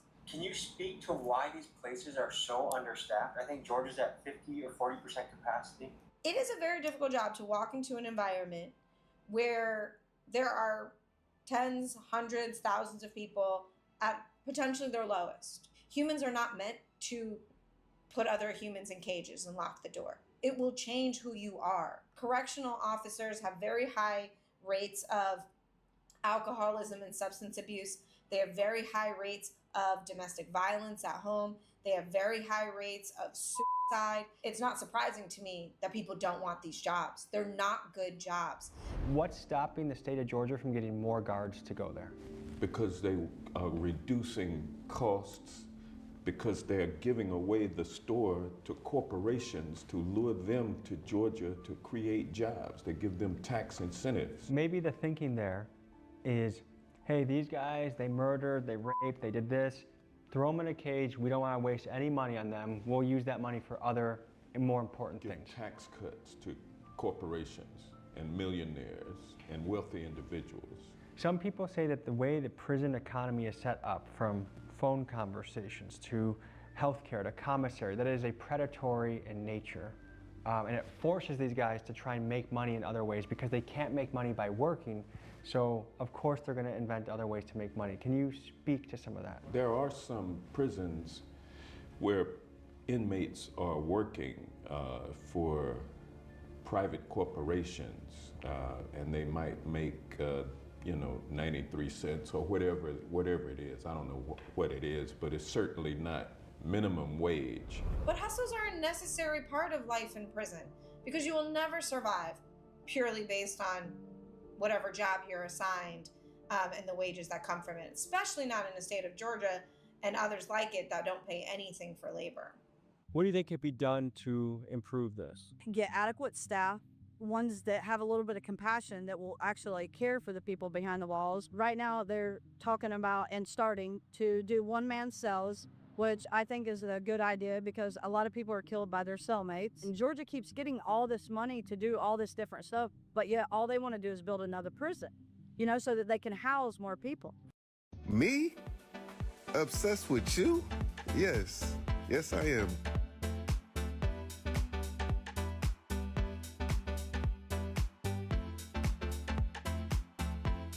I was about to land one of my biggest jobs. Then they asked me a question I wasn't ready for. can you send me your certificate of insurance? Whether it's accidental property damage or a customer making a claim, one bad situation can cost way more than the job itself. That's why I switched to Ergo Next Insurance. The whole process took about 10 minutes online. I can generate my certificate of insurance right from my phone whenever a client asks. Definitely check out Ergo Next Insurance. Coverage starts at just $29 a month.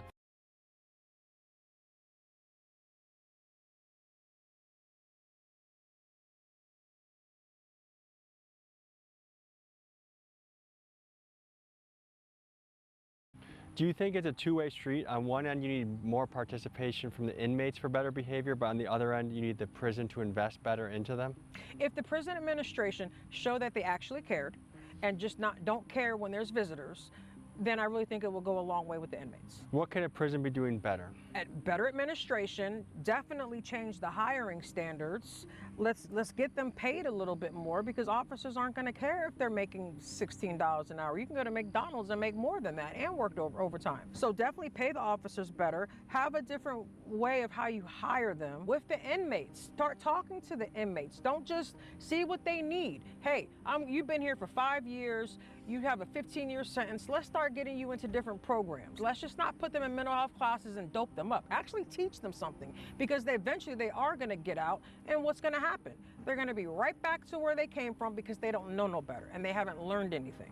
Folks, I'm sure many of you watching, myself included, has had a family member or friend been locked up in jail or prison, and I think we can all agree that no one deserves treatment like this, to live in absolutely dangerous and inhumane conditions. After all, being locked up is the punishment. Being away from your family, not being able to do your job, not being able to touch grass and see the world, that is the punishment. Not being at knife point or being extorted by gangs. And the state of Georgia is failing right now, and there's something we as an audience can do about it. So I have put top state officials that are responsible for this in the description of this video, their names, their contact information. I encourage you to call their office, email them, and let them know you want things to change. Because after all, this is a massive human rights violation, and I'm surprised there's not a massive civil rights lawsuit. And what this lawsuit will cost one day will be far greater to the taxpayer than if the state of Georgia simply raises pay for guards and hires more of them. So I encourage you to use your voice and contact these officials, because man, no one deserves to live like this. I'm not saying a murderer should have filet mignon in prison, but you shouldn't be afraid of being stabbed in your sleep. That's just ridiculous.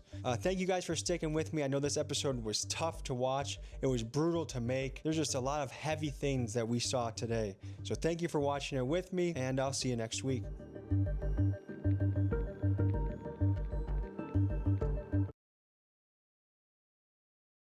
You need easy-to-apply DTF transfers from Ninja Transfers. Any design, any color, on any material. You don't get that with other transfers. The whole process is super easy, from start to finish. How easy, you ask? We make it so easy with 3 simple steps. Place, press, peel.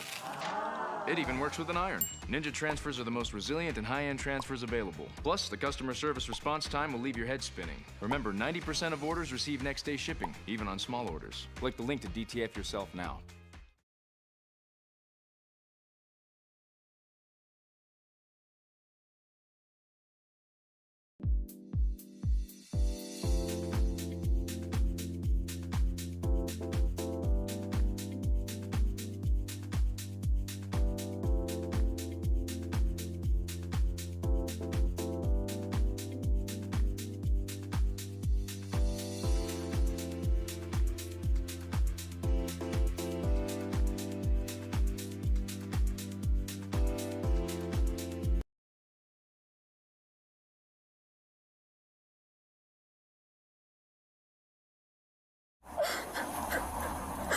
Is she okay? You see where she's hit at? No, it's on the side of her head. They're saying she's pregnant too. Take a deep breath.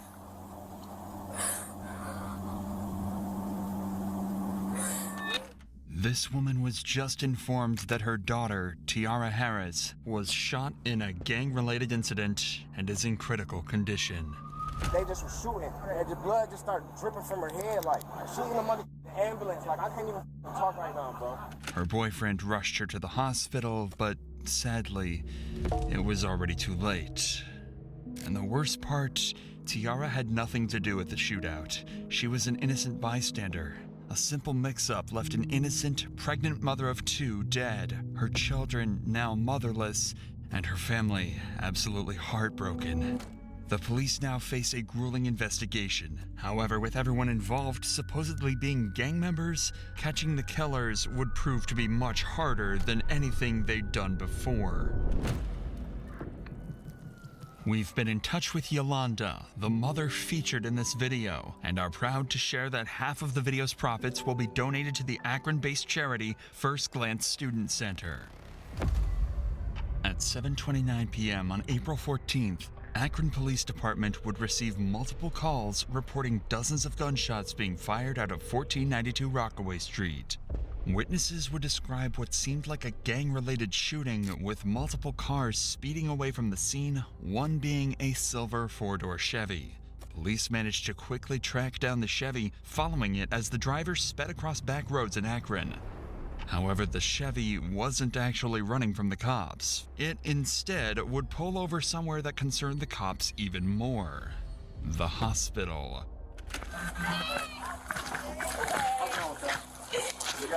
There's someone in the car still. Yep. Hey, hold up. 5807. 5807. Go ahead and shut the car off. Shut the car off. Shut the car off here. Go ahead and put your hands on top of your head, all right? Nope. Hands on top of your head. Step up. Step up. Well, do we have someone checking High Street? All right, man. Here, step back here to the back of the car. Go ahead and put your hands behind your back. With the incident being reported as a gang-related shootout, police would assume the man driving the Chevy to be a gang member, meaning he would be very unlikely to talk to them. So instead, they decide to stuff him in the back of a patrol car for later interrogation. As this was going on, dozens of additional 911 calls would ring in, witnesses would arrive at the Akron Police Department to give their testimonies, and more cars would arrive at the hospital. Most importantly, though, 4 miles away, a young woman would be placed in an ambulance under critical condition, with a bullet wound to her head. Turns out all of this would be connected to a large group of reckless shooters.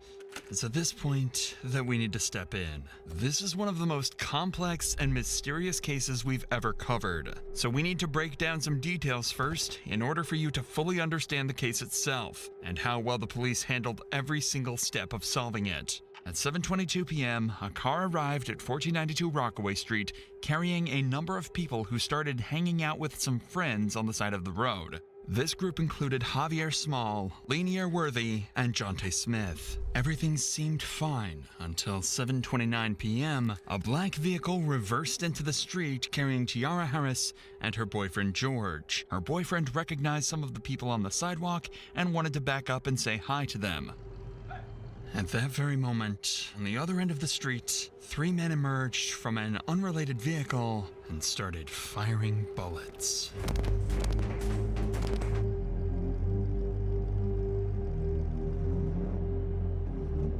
These men were Zaire Saunders, 17-year-old Antonil Whitaker, and Darion Rackley, all affiliated with the gang BBM, a notoriously violent gang active in Akron at the time. There was also the driver of the car, Jeremiah Williams.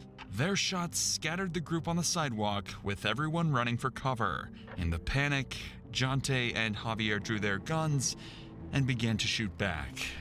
Bullets went back and forth, and everyone went into a panic as they realized their lives were at risk and a bullet could strike them at any moment. Seconds later, the dust settled, and the BBM members Zaire, Antonil, and Darion fled the scene. However, a grueling silence would ring throughout the street as Tiara's boyfriend, George, realized Tiara was the sole victim of the shooting. With BBM splitting up and running in different directions, George flooring it to the hospital, and everyone on the sidewalk either heading inside or preparing to head to the hospital too, cops would begin the grueling task of figuring out what just happened and who ultimately was the one that fired the killing shot. Now that you understand exactly what happened, we can join the police as they try to figure out what just went down and how to solve the developing mystery. Remember that all the cops have received at this point is a phone call alerting them to the shooting and a description of the silver Chevy they've just pulled a gang member from. There's another victim that's at we don't know where that victim's going to go. There's a possibility that victim may be deceased. Yeah, they got shot. Okay. They got. Someone's got to go check, probably.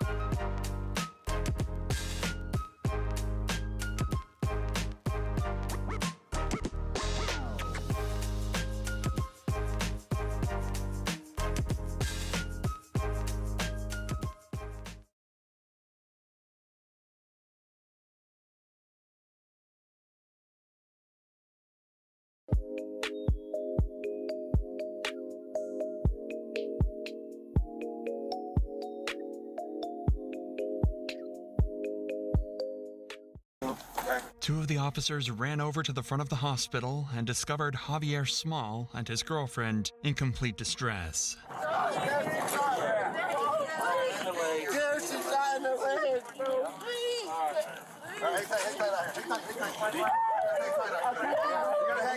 He can't go with you in that room. Because she's got to get checked out. Hang tight. Let's go back up. As it turns out, another girl was also hit in the shooting, that being this man's girlfriend. Luckily, she was only shot in the leg, but he was still extremely distraught and horrified about the whole incident. Bro, I'm on house arrest. I gotta go. I gotta go to the house with my girl, bro. We'll get you. I'm gonna come back. I'm gonna come back. I'll tell you how she's gonna be fine. I don't know, bro. My girl just got shot, bro. No. Despite how distraught this guy is, he was a passenger in the Chevy, which they just found multiple firearms inside of. So police promptly arrested him. Hey, Palpy, we'll take him over here. Across town, however, there's someone in a much worse position. Tiara Harris, the passenger in the black car. Can I open that up? I'm trying to. All right. They're saying she's pregnant too. Okay. How pregnant is she? Yes. How far along? 2 weeks pregnant. Okay. 2 weeks. Maybe 2? Yeah. Oh, okay. Oh, yeah. Okay. Thank you. Yeah. 44, there is a fire around. I think that's also Am I allowed to ride in the car with her though to the hospital? Not right now. I'm sorry, man. Bro, Yanni just got shot. I mean, T just got shot. Bro, just in the car, just driving down the street in Kenmore, driving from over there, and they just was shooting. None of the glass broke, but she wasn't like moving or talking. So I just brought her, and the blood just started dripping from her head. Like, bro, we see in the hospital. She's in the ambulance. Like, I can't even talk right now, bro. Tiara was immediately rushed to the local hospital, and her boyfriend George was brought in for questioning. He wasn't a lead suspect, but police did find it odd that he just happened to arrive at the site of a violent shooting right as it all went down. He would claim to be innocent and actually provide a detailed description of everything that went down that night. You turned off here, so no, I didn't. I came this way, and I said, "What y'all got? Like, what y'all got going on over here?" Like, I'm like basically saying, "Y'all good?" Right. As soon as I said that, somebody from down here got to just shooting a gun that just kept shooting. That's all I know. But I didn't hear nobody or nothing like that. So you're right there, and then you heard that. How many shots did you hear? Man, I can't even recall. It was a lot. And then as soon as I so you were facing this way? No. You literally backed all the way on. Say I'm coming down here in this Rockaway. Like, this would be Rockaway. Okay. Now I backed up. Oh, so you backed, so the back of your car was facing that way?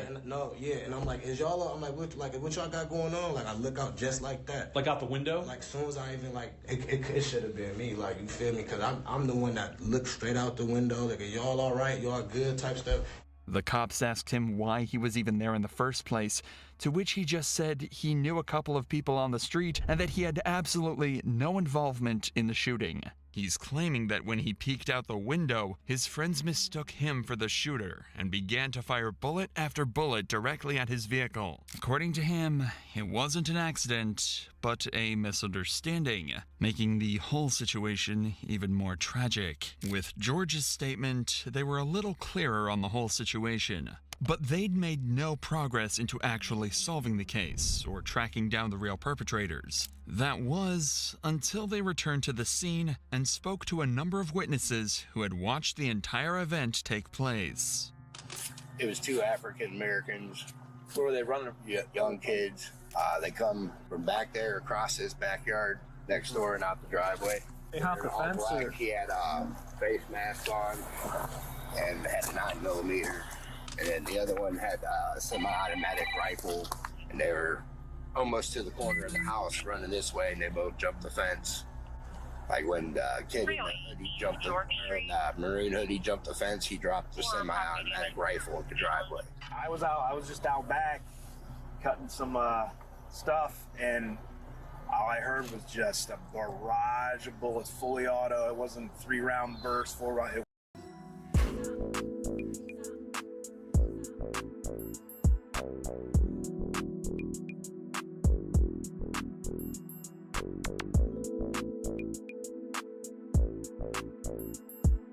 Don't back down. The Moe's treasures rest in Hidden Mountain. Beat all my traps, then come find me.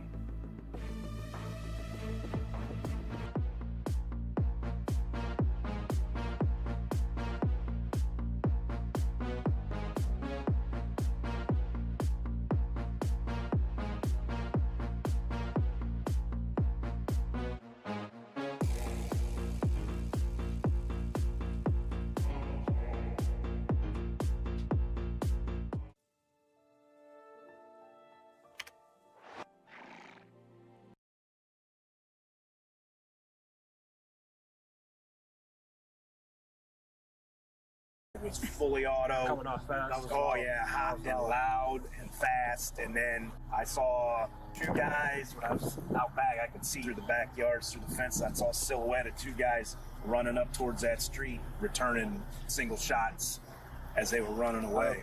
Okay. There's casings up here. Yeah. I got more. Okay. How many did you hear, you think? I heard. It was like 30. Like where all these cones are at, probably that amount? 30 or 40. But this happened over there all the time. Where's over there? Right there, the house right there.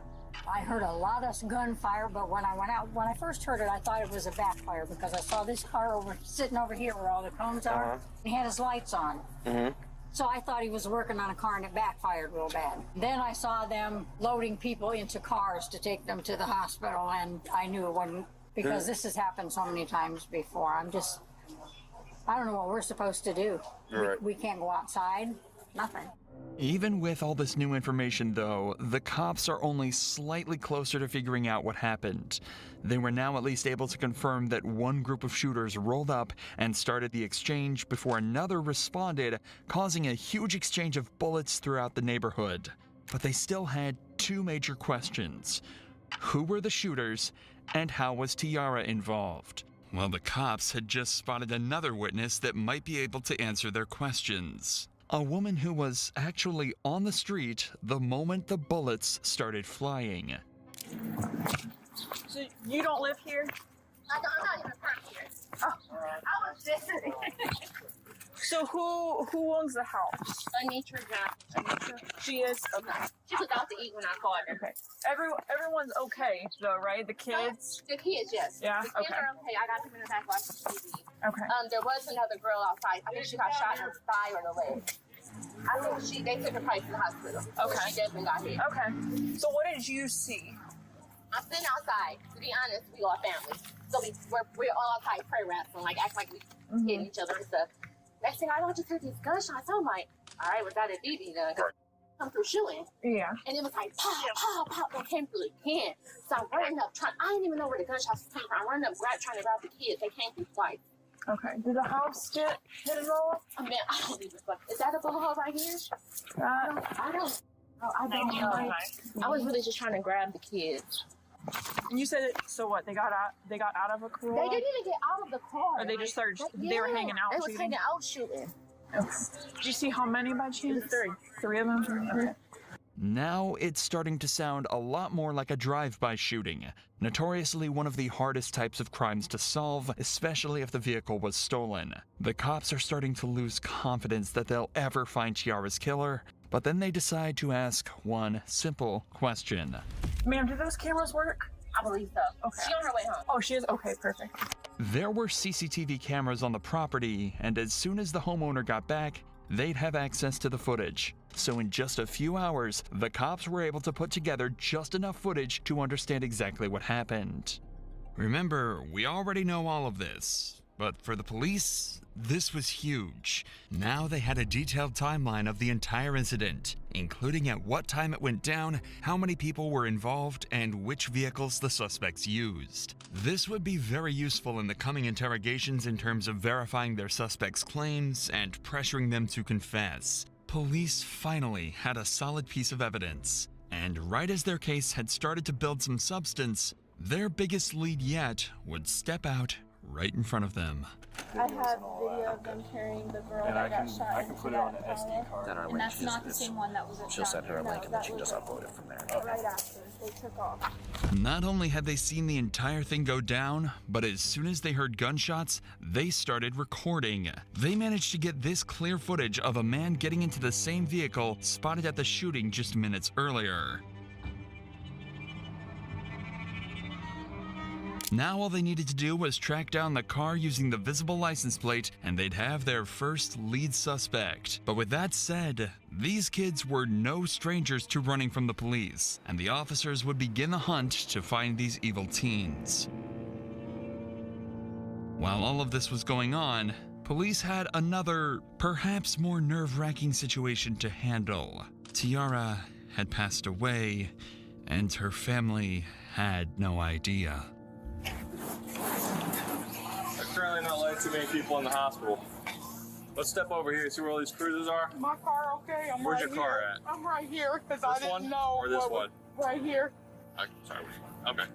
What's your daughter's name? You're here for your daughter? Tiara Harris. Tiara Harris.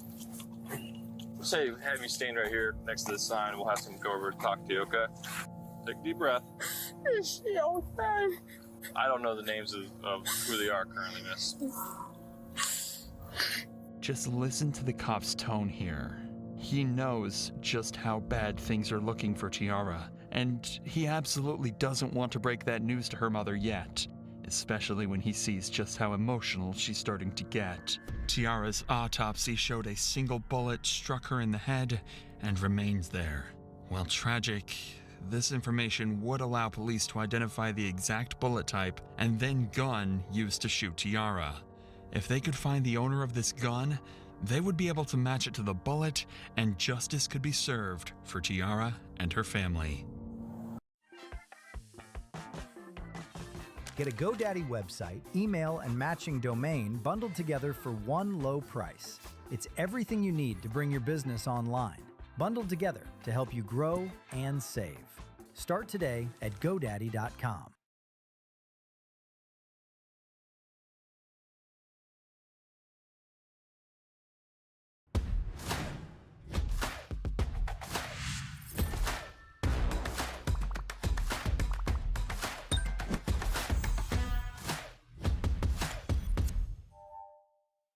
Hey, come here! They got a bunch of people showing That's up. my son and my nephew. Okay, well, listen, they can't go in. It's going to be you. Y'all go in the car. Go in the car. They telling us to wait outside. No, I'm going in. Go in my car. The entire family is in distress, with her mom shaking and doing everything she can to stay strong in front of her kids. It's truly a nightmare situation, and it only got worse from there. At around 8:30 p.m., they were informed that Tiara didn't make it. A bullet to the back of the head had ended her life, sending her family into complete grief and agony. Now, police knew that they absolutely had to catch the people that did this to Tiara, or risk letting down her and her entire family. At this point, police had 6 different suspects on the run, all tied to the shooting, and they would eventually manage to track down and get interrogations with all of them. Their start came in the form of a Facebook post by someone named Jeremiah Williams, described as a member of the BBM gang. Apparently, the post consisted of him bragging about being at the shooting and escaping without getting caught. By using his Facebook profile, they'd find his address and pick him up for interrogation. With Jeremiah also being a supposed gang member, he too would prove to be extremely difficult to break. However, by using expert methods, police would actually get him to break completely, to the point where he actually started to cry. You want some tissue? Yeah, that's true. How's it going, Jeremiah? Pretty good. Sorry for the wait, man. I'm Detective Smith. This is Detective Davis. Nice to meet you. Alright, man. So the reason why we have you sitting here talking to us is we need you to think back to April. There's an incident that happened on Rockaway.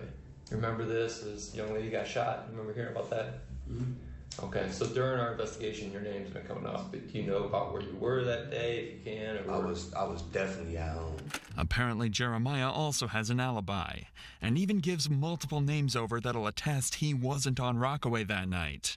You're at home. Yeah. Where was that, at Amherst? Amherst. This was right before my mom moved to Louisiana. My best friend, Rob, talked to her sister. The girl that died, her sister, Dayani or Diane or however you say her name. My best friend Rob was like in the kind of little dating. Yeah, with her sister. And it was crazy. We got on Facebook and it was all over Facebook. Her sister had got killed and stuff. And my mom was like, "Ain't that the girl that came over here the other day?" And we like, "No, that was her little sister."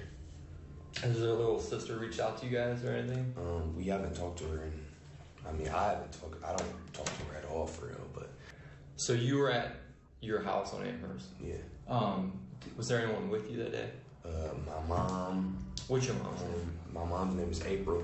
However, the detectives know this to be untrue. They know he was at the scene from the Facebook post he made. They know he did it, so they want to get a confession, or even better, some information that might help put more people in handcuffs. The thing is, they're initially going to find that a lot harder than they'd hope. I have to ask, do you recognize this car? Yeah, this was the car that was in that video. That's on Facebook. So you remember it? Yeah. Have you ever been in this car? No.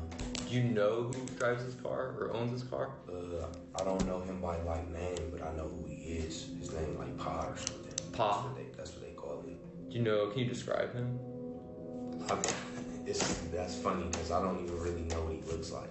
Every time I've seen him with a ski mask on. Okay. Like I've never seen him outside of a ski mask. Okay. All right. Tell me a little bit about yourself, your past. Like, have you ever been in trouble or anything? Yeah. I'm actually right now. I got probation. So like just a weapons possession charge is all you got? It's like carrying a concealed firearm in a motor vehicle. Gotcha, yeah. Jeremiah is making a conscious attempt to give as little information over as possible while still trying to seem cooperative. He's smart. He doesn't want to completely close himself off, as that'll make him seem guilty, but he also doesn't want to give up any vital information. The cops ask him who was there, where he was sitting in the car, even questions about the guns, but he refuses to speak, and he's starting to seriously frustrate the cops. But all this talk of courts and investigations doesn't seem to be getting them anywhere at all. So instead, they switch gears. They're going to be as direct as possible and give it to him straight. That's their last hope at getting him to crack. What do your friends call you? You have a nickname or anything? Jay. We're just getting to know you, man. Right. Obviously, we can see that you're not a bad person. Just the vibes I'm getting. Yeah, for sure. But you're in here talking to us for a reason. And it comes back down to this incident. You being honest with us is what we'll be able to work with you. We know that you were there. And we also got your DNA in this car. If I've been in that car, I would tell you guys I've been in that car. I don't have no reason to lie or no reason to put myself in any trouble. Your role in it is the driver, because we know you're the driver. Really what we're looking for is why. You're already being charged with the incident. You explaining your actions and what really went down is just going to help with your role in this. We know you didn't pull the trigger, but you not being honest with what went down is not going to help you. It's going to, the prosecutor and the judge and jury are going to look at someone who's not remorseful. Drove over there and they started shooting. So they told you to drive over to Rockaway? Yeah. Who was sitting where in the car? In the front, and Zebo sitting behind me, and then Pa sitting on the door. It worked. The cops actually got a name. It was a nickname, but cops could eventually tie this back to a man named Zaire Saunders, who would be interrogated later. This was huge. They'd actually gotten a gangster to tell on one of his partners. But they weren't done yet. They knew he still had more information, and they weren't going to stop putting on the pressure now.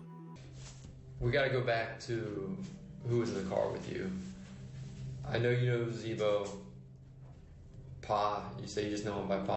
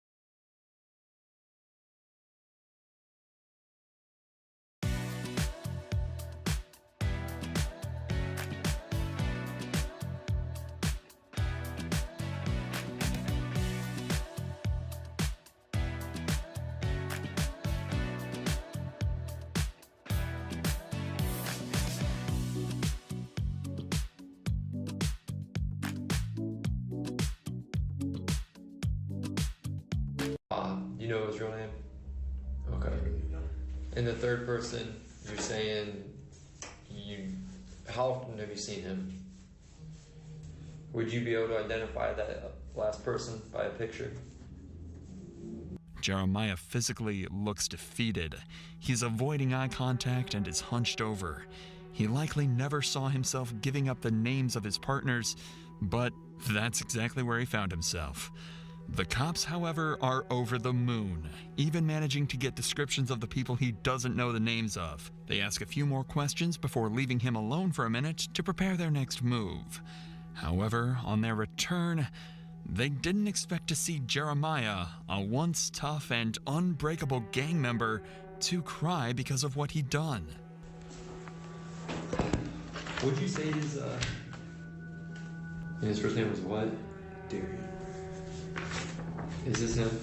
Do you want some tissue, man?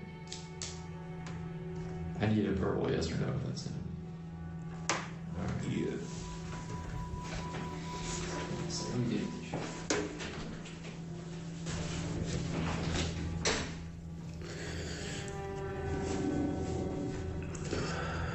If this is the first time you've seen a gang member cry, you're certainly not alone. But it actually happened again in the detective's very next interrogation. While these cops were busy talking to Jeremiah, a breakthrough had been made outside of the interrogation room. Remember this footage recorded by a civilian witness earlier? Well, after 5 days of investigation, they actually managed to track the car down, enabling them to take in another suspect, Antonil Whitaker. Police would quickly realize that Antonil might be even more important than Jeremiah as a suspect. He's a supposed member of the BBM gang, and believed to be one of the suspects that initiated the shootout. The thing is, he's just 17 years old.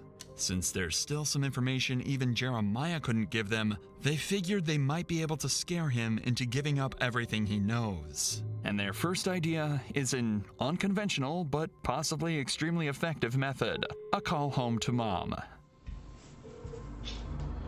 Hello, Ma. This is really, really serious now. You need to put yourself wherever you was and get to telling them with your part as much as you can, because you can't take the blame for this and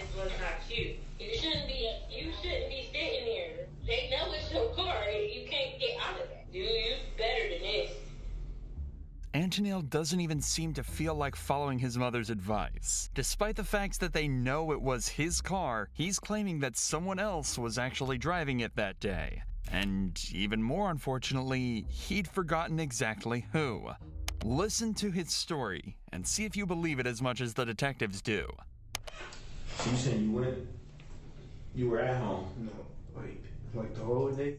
Someone took your car somehow, brought your car back, gave you the keys back or whatever, and then so you could take your sister home. That doesn't make sense, man. You know a jury, you know a judge. They're not. I'll be honest with you. I mean, what you're getting is not even a good statement. It's not even a good lie. That's why it'd probably be easier for you to tell the truth. You see, about an hour after the shooting, Antonil was confirmed to have used his car to pick his sister up from an event, meaning it was clear that he was still in possession of it. But that didn't faze Antonil, and despite how many questions police asked him, he refused to give up anything. How this works, you might already know this from TV, but I mean it's kind of accurate. We're going to compare your DNA to the DNA on the shell casings that we collected on scene. Is there any reason your DNA is going to be on there? Because if there is, you've got to explain that.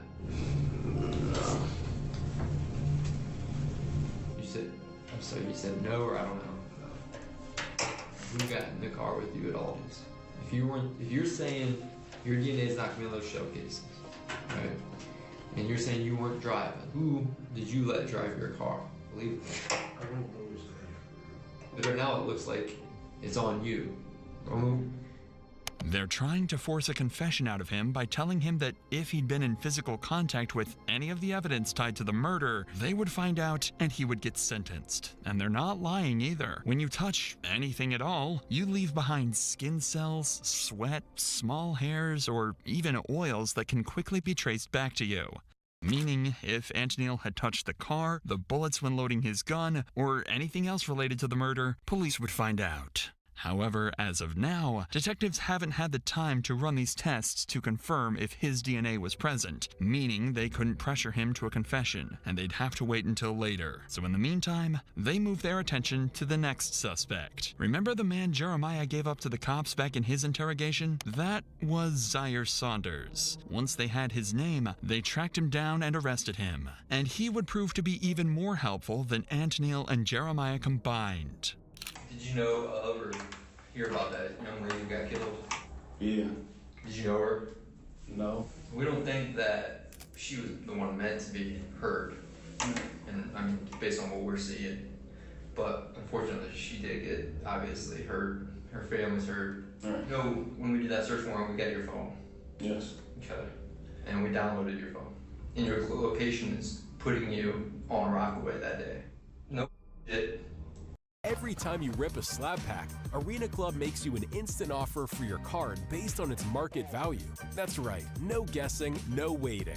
The moment you accept, your Arena Club wallet instantly loads up your funds so you can cash out or keep ripping more slab packs. Arena Club delivers the absolute best value in the hobby, giving you confidence in every rip. Don't just collect, level up your collection with the best value in the hobby. Buy an Arena Club slab pack today and see for yourself.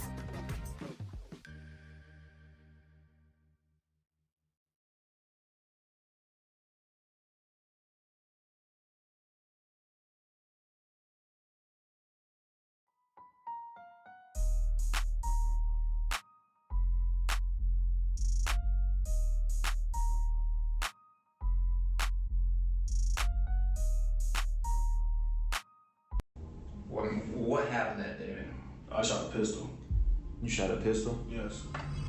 This seems like a breakthrough.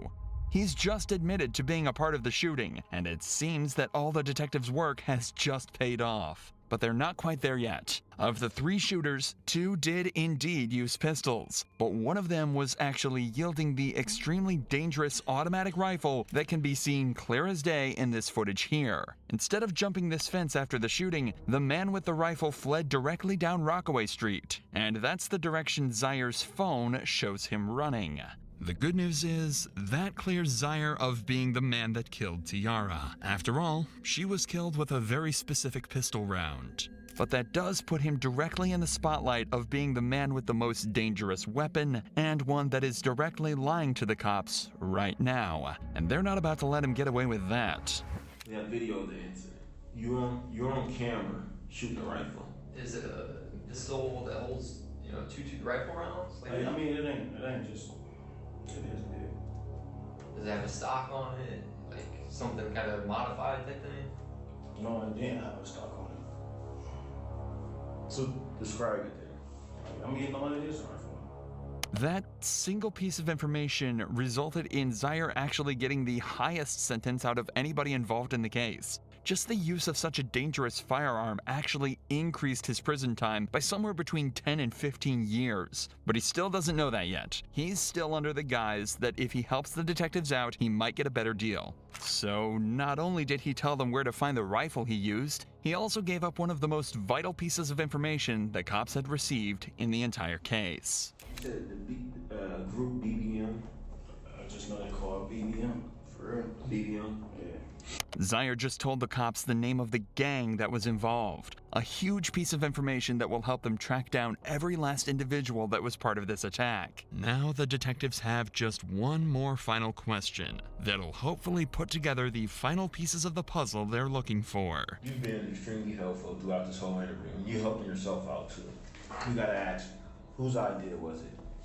I know for sure it wasn't mine. They just around, so we'll just say, yo, it's my dudes. But you got different dudes, and you got different, like, that's how they is. Well, like, they ain't say it right then and there, they said it on Facebook, like, but they was like, I knew they was talking about me, they just didn't say it directly to me, but I knew they was talking about me. He just gave up the group chat where all of these shootings supposedly were planned. With this, police simply had to cross-reference the names in the group chat with the supposed shooters on the CCTV, and the names that had been mentioned in previous interrogations, giving them enough evidence to sentence all 6 of the shooters. But unfortunately, this wasn't the resolution they'd hoped for. After examining all the weapons confiscated, it would turn out that none of them were a match to the bullet found in Tiara's head, meaning they still couldn't tie any specific person to the actual murder. However, there is one puzzle piece we haven't told you about yet, the one that would solve this entire case. Watching the CCTV footage, it's clear that there is one man that directly shot at Tiara's vehicle. If you follow this man, dressed in all black, back through the CCTV, you can trace him all the way back to the driver's seat of this black truck. A black truck that, until now, the cops were completely unable to identify. But then, they received one final piece of footage from a witness, allowing them to track it back to the owner, 44-year-old mother, Kia Brown. Police realized they had to interview her, knowing that whoever was driving Kia's black truck that day killed Tiara Harris. Hey, how you doing, ma'am? Good. I'm Detective Smith. This is Detective Davis with Akron Police. Hi. Hey, we wanted to talk to you or whoever drives this truck, reference that incident that happened up the street. They were being shot at, and we're finally trying to catch up with them. Looked like a couple males. And have you heard about this? I heard about what happened on the corner. This is my truck, but my son was driving. It wasn't Kia, but her son driving the car that night. And after running his name, they'd find out he had ties to a rival gang of BBM. So the detectives had Kia call her son and hand over the phone to the officers. I have some detectives here right now. The day that we were moving in, the incident that happened around the corner, they would like to speak with you. Do you have a moment? Can you go on break? How you doing, man? How you doing? Good. I'm Detective Smith. I'm with Detective Davis with me. Hey, what's your name before we get started, bud? Lanier Worthy. Lanier. All right, Lanier. How you doing, man? I'm doing all right. So listen, man, I won't keep too much of your time. We were wondering if we could talk with you and your mom maybe in person at some point, and we wanted to talk to you about that incident that happened up the street. We know you're over there, so we were hoping you could help us, actually. You're not in any trouble. We're actually hoping you could help us. Would there be a good day for you to... This weekend, Yeah, Sunday the 8th. Can we do it anytime after 2:30? Okay. Anytime after 2:30. All right, man. We appreciate it. We'll see you at 3:30. Okay. All right, buddy. Bye.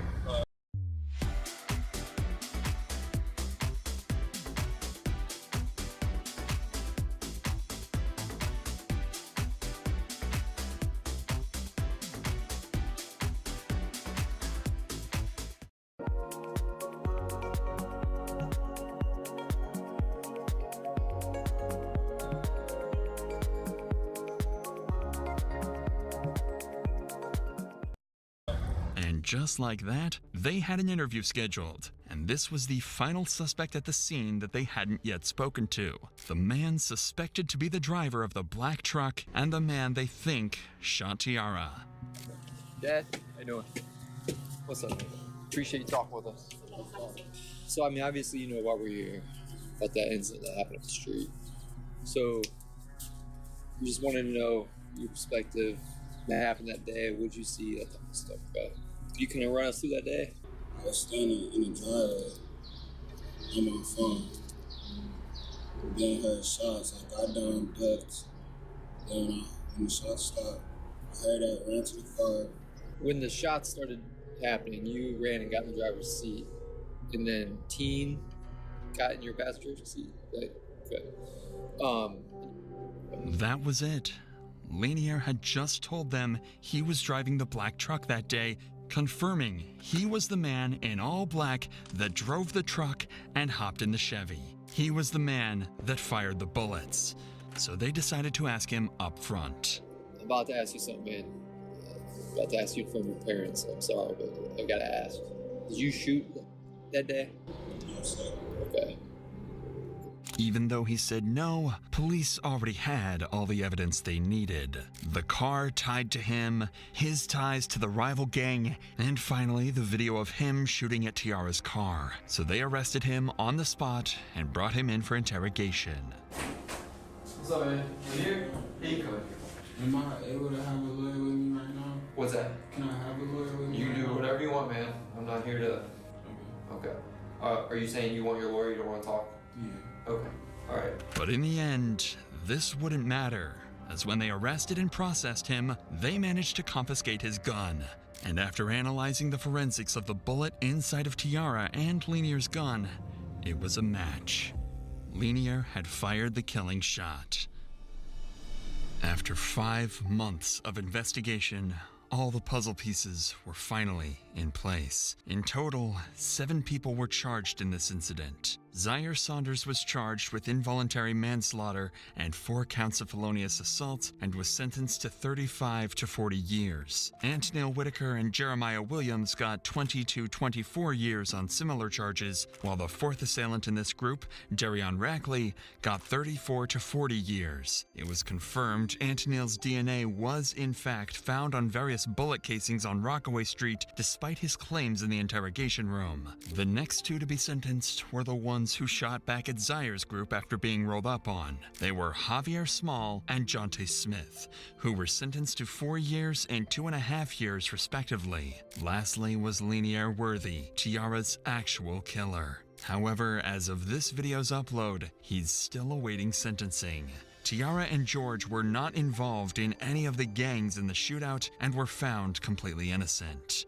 At long last, Tiara and her family could finally be at peace. Half of our profits in this video will be donated to the Akron-based charity First Glance Student to help prevent incidents like this from happening again. The second half will go towards the making of our next video.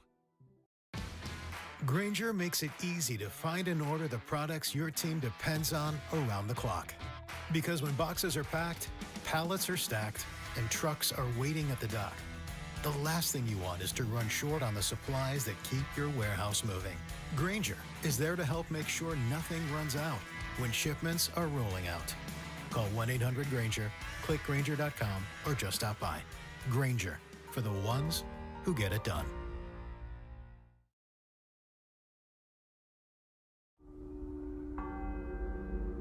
Pastor? How are you, sir? Thank you for coming out here. Inside this church in May, Texas, locals are gathering to mourn the tragic death of 25-year-old Shante Blankenship. Somewhere within this crowd is Shantae's killer, hiding in plain sight and watching town folks pointing suspicions in all directions. Has she had problems with anybody? There's this guy out calling. We used to have problems because he used to ride around with them and stuff. Whoever it is a pretty sick person and they're still out there somewhere. I think it's your boyfriend going. You know, she's a good-looking girl, and that makes me a dirty old man. I think that's what was said. As detectives exhaust every lead, the case eventually goes cold, leaving this small community questioning if any one of them might be the next victim. Yet, for over a year, one unusual witness sits quietly unnoticed, holding the answer detectives had been hunting for all along. He was so devious and smart. He just didn't know that that was going to be the thing that would finally catch him. The reactions that we're showing on this is, man, you're off the freaking charts. And here he is, right in front of us. How did I miss that? It's May 15th in the small town of May, Texas. Nearly 48 hours have passed since 25-year-old Shante Blankenship mysteriously vanished after going on her usual evening walk. Since then, church volunteers have searched tirelessly for any sign of her, until this Sunday morning, around 11 a.m., when one couple stumbles upon something. What's the location of your emergency? I have no idea where I'm at. I am in the middle of nowhere. We were looking for Shante Blankenship. Okay. We found her. Okay. Okay.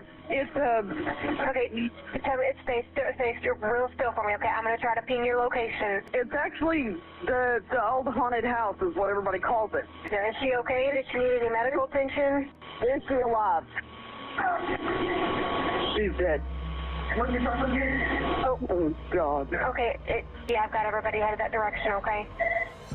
Right away, the Brown County Sheriff's Office dispatches 2 patrol deputies to the caller's location, an abandoned farmhouse nearly 25 miles away. Once they arrive, they find Charlie and Jackie anxiously pacing outside, ready to go into detail about the gruesome discovery they had just made inside. We're just driving around looking for her. They did everybody met at 3 at the church to go look for her, and we were just driving around. We looked at every creek and culvert we could find. The peel-out marks were already here. Those over there, yeah. I've seen those tracks, and they pulled in it. They didn't go on through. Some so-called SUVs feel more like toys. You need a real vehicle that'll handle real life. Like the all-new 2027 Kia Seltos. With its best-in-class interior room, it'll make the others feel like toys. Check out the new 2027 Kia Seltos X-Line. It's real-world ready. Kia, movement that inspires. Limited inventory available. Comparison based on publicly available data regarding cargo room in 2026 entry all-wheel drive CUVs as of May 2026. Entry all-wheel drive CUV class as defined by Kia segmentation. They were just stopped. These aren't y'all's? No, this is the vehicle we're in. Are those over to the gate? Are those your shoe prints? Probably mine. Yeah. Okay. Let's stay over here on the rocks and not walk around where there's any footprints. Don't let them leave there till I get out there, please. 10-4, they're waiting for everybody. To the deputies, this discovery immediately raises questions. The farmhouse sits miles out of town, in an isolated location that many locals don't even know exists. So, while they wait for additional officers to arrive, the deputy begins pressing for answers, trying to understand how this couple ended up here in the first place. How long I guess y'all called immediately when y'all found her? Oh, yeah. Which gate did y'all jump? I walked around the house. I didn't see nothing in there. I went out to all the outbuildings. Do what? I walked around in the house. Uh-huh. I didn't see nothing in there and went to all the outbuildings. Yeah. And I was coming back, and that storm shelter there had a bunch of grass knocked down. So I run around and looked, and there she is. She's upside down in there, and she is beat. I got a daughter that age. She's naked as Jaybird. All she got on is that white shirt she was running around in Friday when I seen her. If I get my hand on them, she's done that. I tell you that right now, Fletcher. I told them bastard. Nobody. She had the mentality of a 9-year-old. There's an old house back there. They apparently all met up at the church earlier at North Lake, and they were just coming out driving around looking. She's in a cellar. You serious? Yeah. Well, said they were just out looking for places. That old gray house. Yeah, I think so. They said they found hair laying out on the ground. They're like, what the heck is that? So they've already picked it up. It's like, that ain't cow hair or anything. And they were wandering around and they found her in the cellar. The gate's locked, so we'll have to cut it. But there's tire tracks that pull in there and then pull straight back out. Fresh tracks? Yeah, like today fresh. Indeed, these are very fresh marks, planting a terrifying thought in the deputies' minds that Shantae's killer could be somewhere nearby, keeping a close eye on the area. Shortly afterward, more units begin arriving at the scene, including the crime scene photographer. And as the deputies prepare to head towards the body's location, they'll soon realize that whatever the couple told them is nothing compared to what they're about to see. Watch that wire. So it's on your gun. There you go. You're good. All right, here, John. Hold this. I'll step up here and I'll grab the camera and hold it. The bracelet's laying right on the other side. I'm assuming it's hers. Okay. He said there's a little bracelet right here on the other side of the gate. He said, yeah, right over there in the middle of that grass. There's one of those wristbands, those little rubber bands like this one. It looks, the way this grass is right here, like someone's been through it recently or something.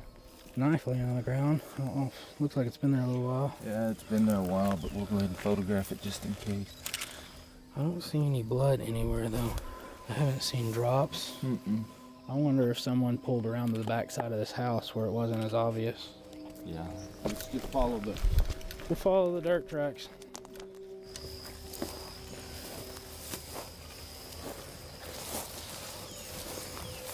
The grass disturbed. She don't have any pants on. Oh my goodness. Yeah. Okay, let me get a video here. I want to say he said he pulled this metal Tin back. We need to find out. I mean, because you can see where there's a path right through here. Man, this grass is still thick. There's not gonna be any prints. This metal right here we'll need to process probably, or I would say. Here's another pink band right here, John. Oh, yeah. It's a legit homicide, it looks like. There's blood all on that rock right there. Once all your guys get out here, I'm sure they'll want to go through this building and make sure that there's not something inside here either. Yeah. On the ground, halfway inside the cellar, lies Shantae's deceased and partially clothed body, beaten so severely that she is almost unrecognizable. Beside her is a broken lawnmower blade stained with blood. Its condition and placement leave investigators with little doubt that they're looking at the murder weapon. All of it, the secluded location, the sheer brutality of the attack, and the way Shantae's body is positioned leave deputies wondering just what kind of a deranged person could have done this. Following this, Shantae's body is taken away for autopsy while officers clear the abandoned house. Inside, they find trash, empty alcohol bottles, and decay, but no blood or signs of a struggle. The next step for investigators is to speak with the remaining search volunteers, so they release the couple who found the body, instructing them not to tell anyone about the discovery to avoid alerting the killer. But that's easier said than done, because for Brown County, discoveries like this carry a familiar weight, as the area has been no stranger to tragedy. In 1989, 13-year-old Amanda Goodman was abducted while walking home from school and murdered. 7 years later, in 1996, 30-year-old Juan Laurels was found shot to death beside his burning car.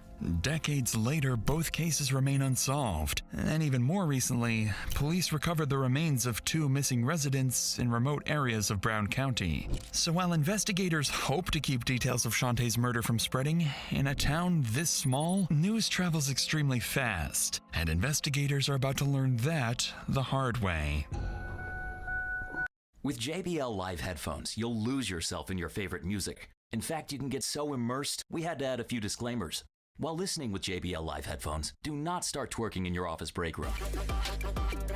Do not begin line dancing at the DMV. Now serving L36. And do not practice your moonwalk while crossing a busy intersection. Or if that sounds like a good time, then go ahead. Just don't say we didn't warn you. JBL, made to be heard. Find your pair at jbl.com. And this is the church, North Lake. Because May, Texas is a deeply religious community, the search for Shante has been organized through the local North Lake Community Church. So investigators head there, but by the time they arrive, the situation has already changed dramatically. A volunteer firefighter has just informed Shantae's family that her body has been found, putting deputies at a significant disadvantage. And as the deputy approaches the church, he's met with uneasy stares from the crowd as he scans the room for any potential suspects. Okay. All right. I'm just looking. Oh, good. I'm just making observations. Oh, appreciate it. The crowd. Thank You're not doing what, sir? Okay. That's fine. All right, come on. Hey, folks, could you have your attention just a minute? Folks? Hello?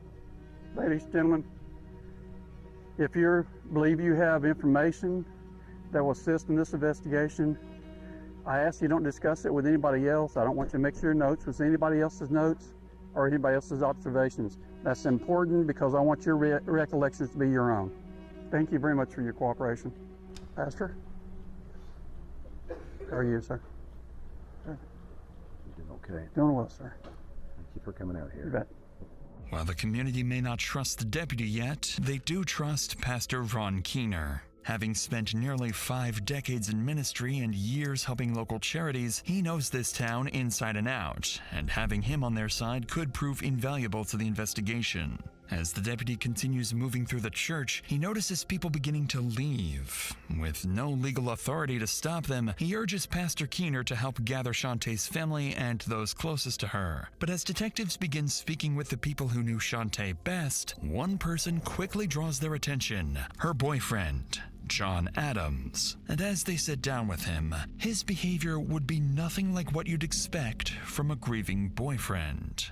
But before we get to that, it's worth noting that covering stories like this, you realize just how much people are forced to carry. Fear, trauma, even the day-to-day burden of surviving. And sometimes that weight shows up in other ways too, like debt. Do you feel crushed by debt? Those high-interest loans, that mountain of credit card debt, or even the overwhelming medical bills? All that debt that has been keeping you up at night is costing you money every single day you wait to deal with it. But there is a way out. Imagine being debt-free, not in 10 years, but in as little as just 2 years. Think about that relief. You can finally feel free. PDS Debt are experts at making this happen. Minimum payments aren't designed to keep you out of debt. They're designed to keep you stuck. But PDS Debt is the way out. They know how to work with the companies you owe and have customized options for anyone struggling with credit cards, personal loans, collections, or medical bills. They use AI and data to go beyond the numbers and personalize saving solutions for your unique situation. They listen to your unique situation to create a personalized plan that works, regardless of your credit score. There's no minimum required to see how they can help you. They can help you stop juggling multiple payments and potentially move towards one lower monthly payment, putting you back in control. Checking your options is fast, free, and won't impact your credit. And savings can start the day you complete the 30-second assessment. And their results speak for themselves. PDS Debt holds an A+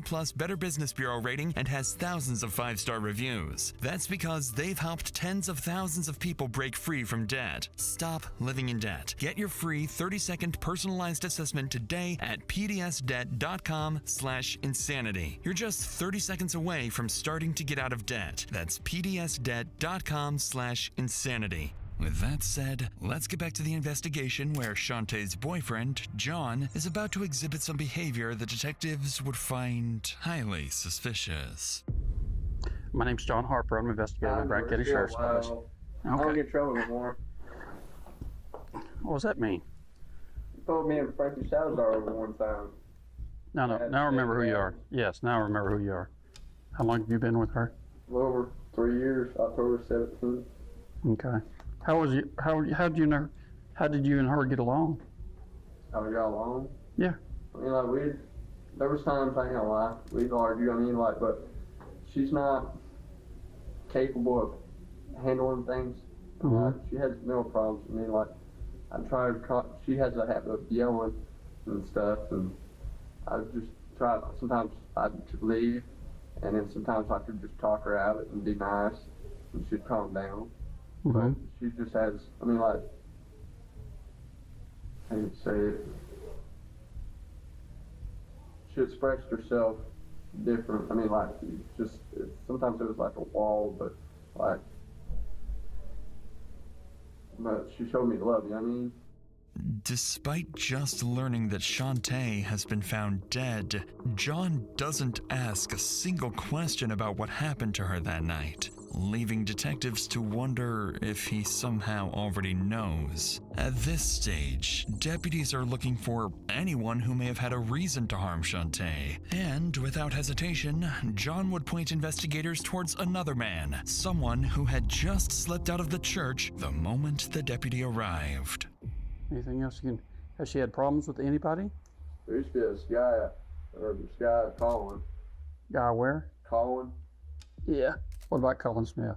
Well, I mean, we used to have problems because she used to ride around with him and stuff, and he used to just do stupid stuff, and he like ride around drunk, stuff like that, and I didn't like that, and I mean, like, I should hang around and stuff, but she pretty much, me and him got into it one time because he came out to the house, and she was drunk there, all drunk. I'm off of work, I mean, I'm thinking, what the hell? And me and her stepdad were out there and straightened out, and I never heard much out. He pretty much turned his nose and let it be. Okay. And then I've heard off and on she goes over there, I mean, but it's just something I can't really get myself upset about, and I mean, but I'm that foolish over. As John's interview comes to an end, deputies still aren't sure what to make of him. Although he agreed to speak with them voluntarily and remains cooperative, detectives find his behavior oddly unconcerned. For now, John points investigators towards the only possible suspect he can think of, Colin Smith, a man deputies soon learn is no longer at the church. And as the church empties and the night comes to an end, detectives decide to wrap up the interviews and continue the investigation at first light. But when the community finally learns who the killer really is, they would be left speechless that someone they thought they could trust was capable of such evil. I mean, we've got Hearst been brutally murdered, and here he is right in front of us. How did I miss that? How did I miss it? The next morning, just as deputies prepare to head back into town, they receive a major update from the forensic team. The initial autopsy results are in. Shantae's cause of death is determined to be blunt force trauma to the head and neck. Her injuries are consistent with the broken lawnmower blade found at the scene. She has no defensive wounds, while bruising on her arms suggests she had been dragged by the elbows. But investigators uncover something even more disturbing. Shantae's body had been violated as she was dying, or even after her death. Male DNA is recovered, giving detectives their first concrete clue about the person they're looking for. And combined with the sheer brutality of the attack, investigators begin to suspect that this was not the killer's first time, and that other victims may still be hidden somewhere. Are you ready to level up? At the University of Arizona Global Campus, we're here to help you advance your skills. Learn in 5 or 6 week classes and earn college credit for life and work experience you can get only in the real world. Explore over 50 industry-aligned online programs designed for working adults who never settle. It's time to move forward in your career. Get started at uagc.edu. At 10 a.m., deputies make their way into town and split up, interviewing men throughout the area and collecting DNA samples in hopes of identifying the killer. Suspecting they're dealing with a serial killer, they know they can't afford to waste time, as anyone could be a potential suspect. But the terrifying part is that they have no idea which of those encounters will be the one with the killer. I guess you know why I'm here. Well, I'm sure it has something to do with Shantae. Yes, sir. What do you know about Shantae, sir? I lived here about 4 years, and she walks up and down the streets every day. Something was said, and I'm not sure about the source because I was just assigned to come out. Okay. Something about, you know, that you had said that you get excited when you see her. There might have been a comment made to say that, you know, she's a good-looking girl, and that makes me a dirty old man. I think that's what was said. And I don't give a shit if you're male and you ain't. You're going to look at a young lady and say, well, damn, she's pretty, you know? Yeah, I hear you. Somebody reported a dead body hanging in there. And they got on that gate there and it came open with him. He told me, he says, "Shoot this down the lane." How long ago was that? Oh, that's been 10 years. Oh, okay. And you just seen her and waved to her. You didn't stop and talk to her. Didn't stop and talk to him. I had to stop and talk to her in the past some. She's a good little girl. You know, there's boys that would, you know, want to be with her, and John said that he was her boyfriend. She'd say Colin was her boyfriend. You never know, you know. After speaking with more than a dozen residents, detectives uncover a troubling reality. There is no shortage of men who knew Shantae, knew her routine, and may have had the opportunity to harm her, meaning there are still too many possibilities and no clear suspect. So, in search of a breakthrough, the lead detective contacts Shantae's family and learns from her mother, Michelle, that the last person likely to have seen her before she disappeared was her closest friend, Caitlin. After getting Caitlin's address, detectives drive to her house, unaware that the woman they're about to meet may hold the key to unraveling the entire case. Because no one in this house knows Shantae better than she does, or the three strange men who had recently entered her life. Caitlin, we're just trying to get as much information on this as we can. Will you just kind of tell me about Friday? What was she talking about? She was talking to me about a whole bunch of different stuff. One thing that really got me was she told me her and Colin got back together. Her and her boyfriend John talked about how they broke up because she didn't like him. And then said that actually Colin told her to meet him in the shed behind his house that night. Sorry. It's okay. Take your time. And then this guy, he drove by us in Bronco. It's white and red. You know, when you see somebody you think is really creepy, you kind of get this. He looked kind of creepy, and he waved at her, and she was like, "Yeah, that's so and so." He really tripped me out. Caitlin points to the three men who may have been involved in Shantae's disappearance: John, Colin, and a third man she can't remember, except for one detail: a red and white Ford Bronco. Once investigators locate the only matching vehicle registered in the area, the name comes back as Bobby Sosa. So with three potential suspects now at the forefront of the investigation, John, Colin, and Bobby, deputies split up and head out to each of their homes. The first team makes their way to Bobby's property, and when officers arrive, they're immediately struck by something unusual: a strong odor coming from inside the trailer. Just to follow up on everything, I don't think you were being, misleading with us or anything, but just for us to cover anything since the vehicle's in the area, do you mind if we go in your trailer and just make sure everything's okay and there's nobody in there? Yeah, you can check. There's nobody in there, but it's a mess. It's just more just to cover all of our bases. Sure, I'm saying no problem. Any guns in there, anything like that? No, no weapons. No weapons? Maybe a pocket knife here. That's fine. All right. How long you lived out here, man? Like I said, not even a month. Oh, yeah? It's a mess. That's fine, man. Sure, we've been in worse. I don't know. Not unless you got a hoarder around here. Do what? Oh, we got plenty of those, man. Hoarders. Oh, yeah. Yeah, that freezer looks like it works good, man. Runs on propane. Do what? It runs on propane. Really? Yeah, as long as we're here real quick, your storage unit shed right here. Is that cool? Appreciate it, man.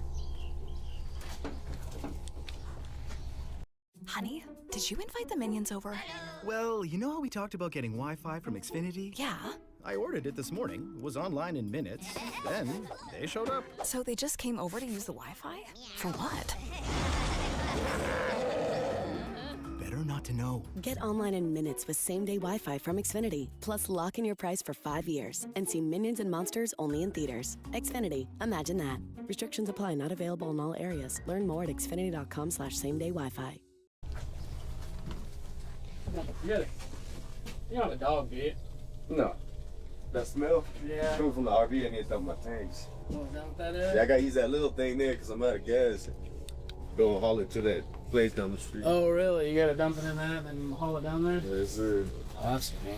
I'm sorry about the smell. I'm trying to get everything good. You're good, man.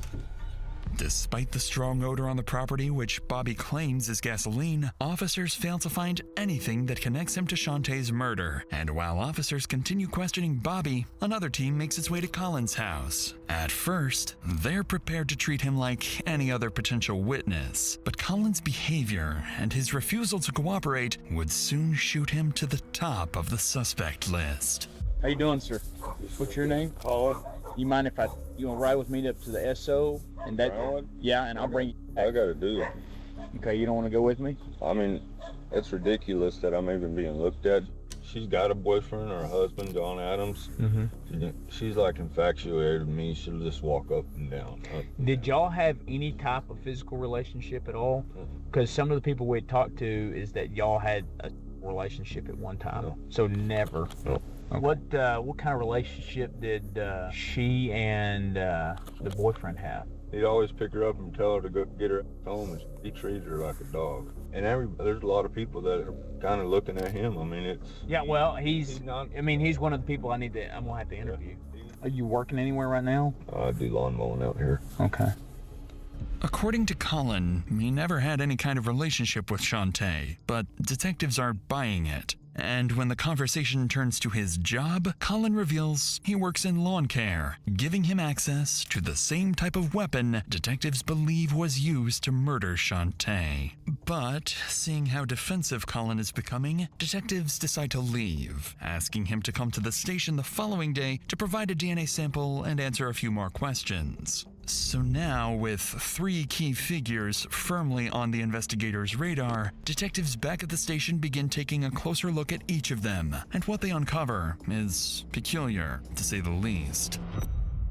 John has prior burglary and assault charges and withheld critical details about his relationship with Shantae. Bobby has a previous assault charge against a woman and was known to spend time near the area where Shantae's body was found. And Colin, while having no known criminal history, has long been the subject of rumors about his violent temper. And this is when detectives realize that any one of these men could be Shantae's killer, but figuring out which one will prove far more difficult than they expected.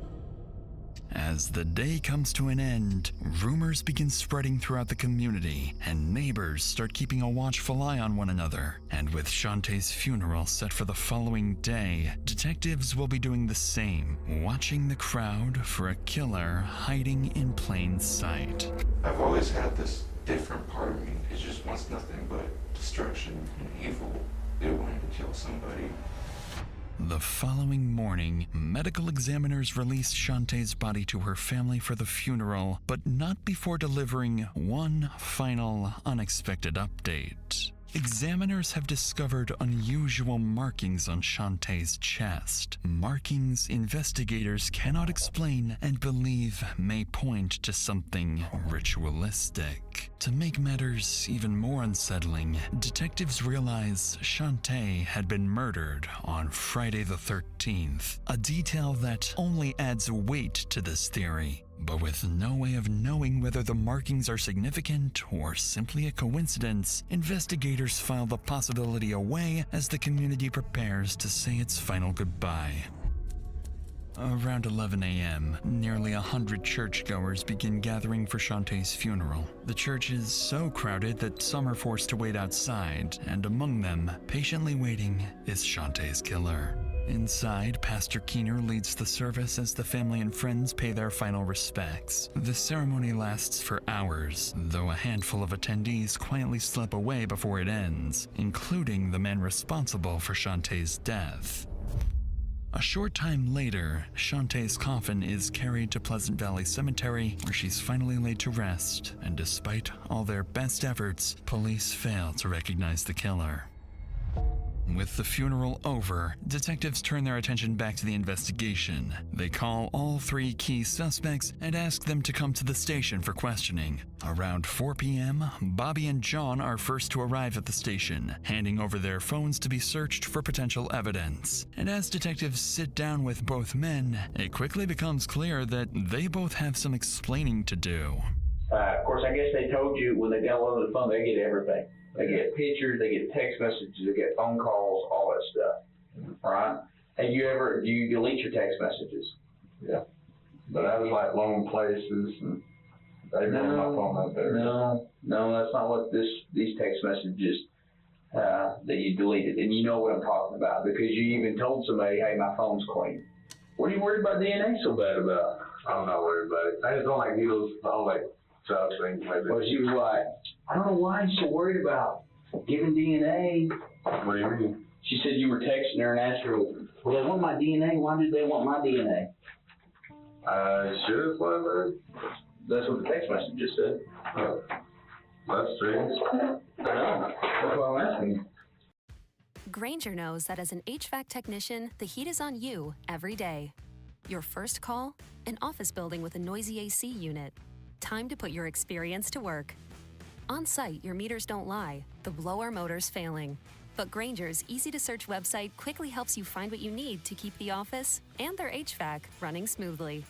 Call 1-800-GRAINGER, click Grainger.com, or just stop by. Grainger, for the ones who get it done.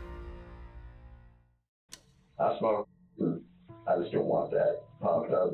It's not all the time thing. I mean, like, I just might go to a friend or something like that. I don't care. I don't care if you smoke. I don't care if you smell. I don't care. Well, I don't care about that. I'm thinking about what we got going on right now, and then we find your phone, and you knew we were fixing to look at everything, yes, and then we find the message going, or because they can tell what's been deleted and what hadn't been deleted, yes, and then they look and they like deleted. If you did have something to do with this, you need to let me know now. I would have told you day one. Okay, if I would have been around anything serious like that, or knew anything, or anybody, I would be. Or knew anybody that had anything to do with it. Anything. Because if I had anything to help out, you know, I have nieces out there, I have my sister up there. Until we figure out who this person is, I mean, everything's kind of, like you said, kind of on a lockdown because everybody's scared to death right now. Yeah. Shantae told one of the girls that she was walking with that night that she was supposed to be coming back to meet Colin Smith. Yeah, that's what we've heard. Would that make you jealous if she's going to go over there and meet with Colin? Yeah, it made me jealous, but it would still consider in a way that I can't do anything about it. I mean, so it wouldn't make you mad if she was hooking up with somebody else? It wouldn't make you mad. It would, but not to stand this far away of murdering her. I mean, I would never do that to that girl. I don't really have much family around here. My dad's in a nursing home.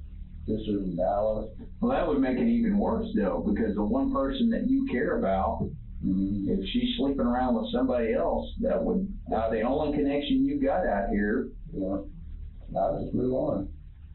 Upon speaking with both men, detectives notice they appear more nervous than before. That said, they also know both have prior run-ins with law enforcement and could simply be wary of being wrongly targeted. But one detail stands out. Only John appears to have deleted messages from his phone. By the end of both interrogations, only circumstantial evidence remains, so detectives release the men while instructing them to provide DNA samples. Shortly afterwards, Colin arrives at the station, and this time, things would take a very different turn.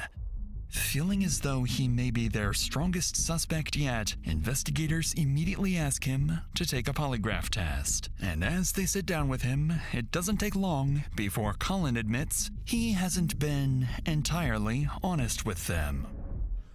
Whoever it is a pretty sick person, and they're still out there somewhere, whether it's a guy or a girl. I mean, what do you think it's going to take to pass the test today? To pass the test? What do you mean? What do you think it's going to take to pass the polygraph? Honesty? Honesty, yeah. Yeah, that's going to be the... I'm an honest person, so I hate liars, so. When she was with John, she always had ace bandages and on.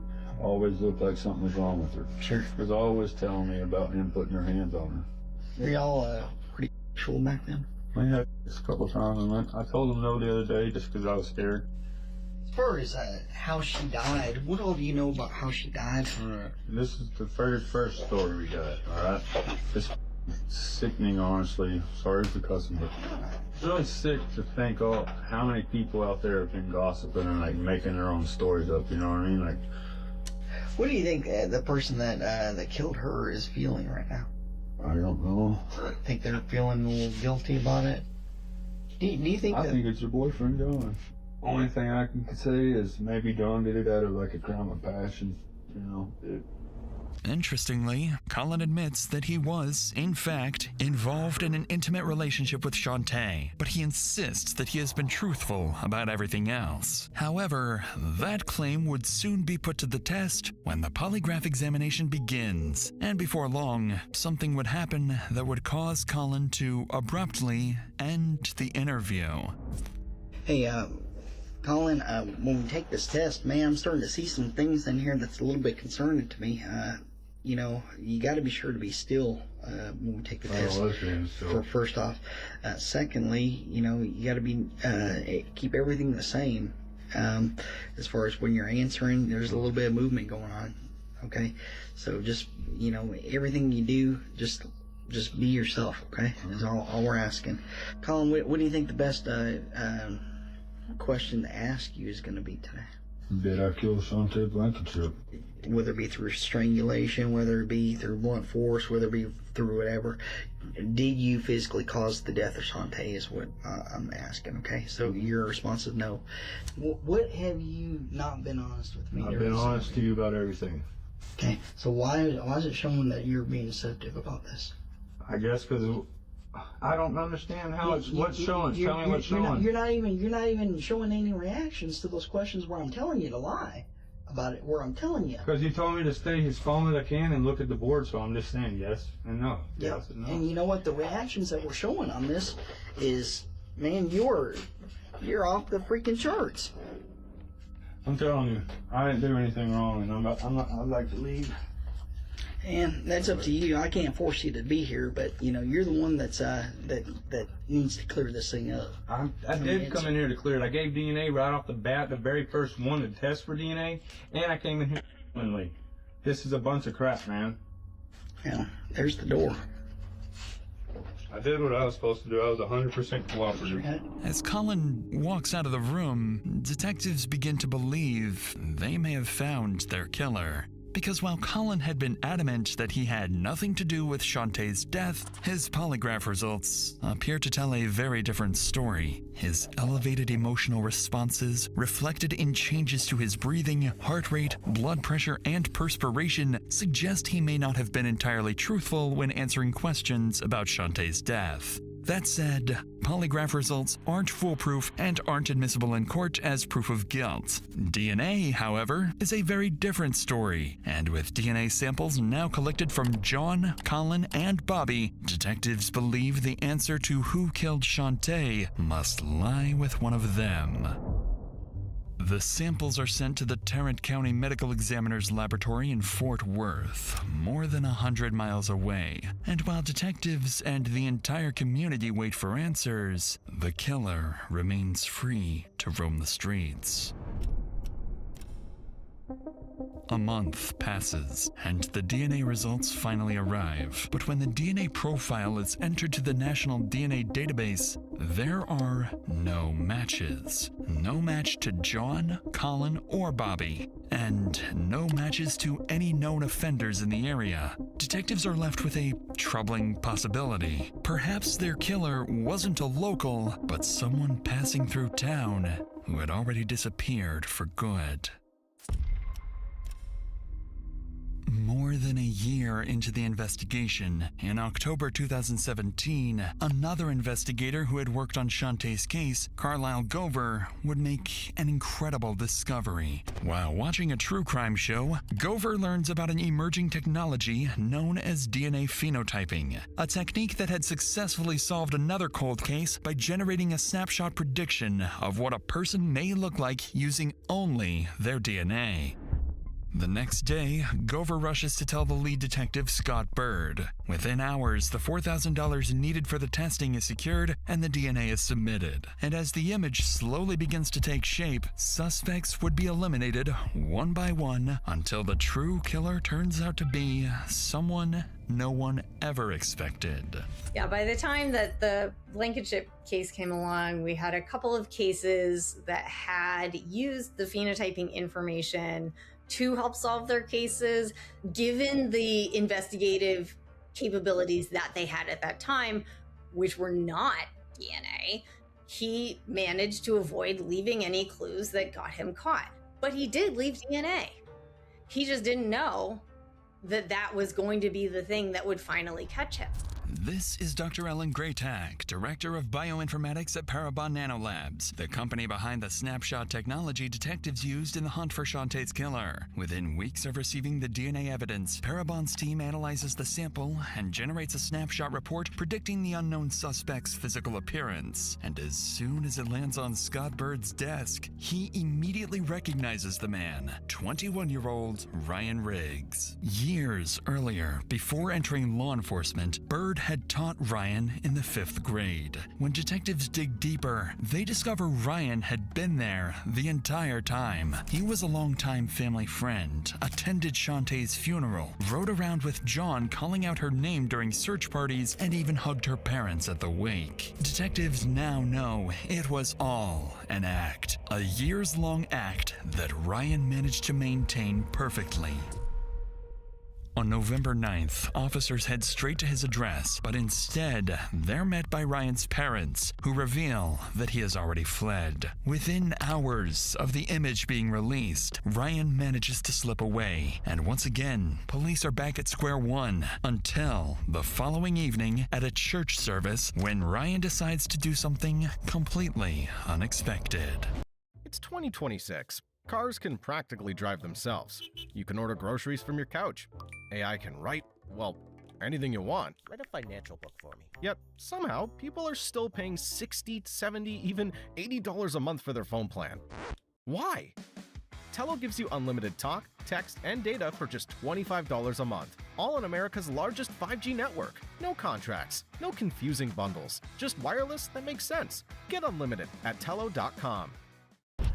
As I do for every service, Scott, I stand in the parking lot greeting people, and there was Ryan standing there with his mother, Michelle, and he said, I'm going to turn myself in tonight. He said, I murdered her. And I said, at that point, I'm going to step out in the parking lot and call Sheriff Hill. We're going to take you to the law enforcement center. He said, yes, sir. I want to confess to them. To detectives' surprise, less than an hour ago, Ryan had unexpectedly shown up at a Wednesday night service where he made a horrifying confession.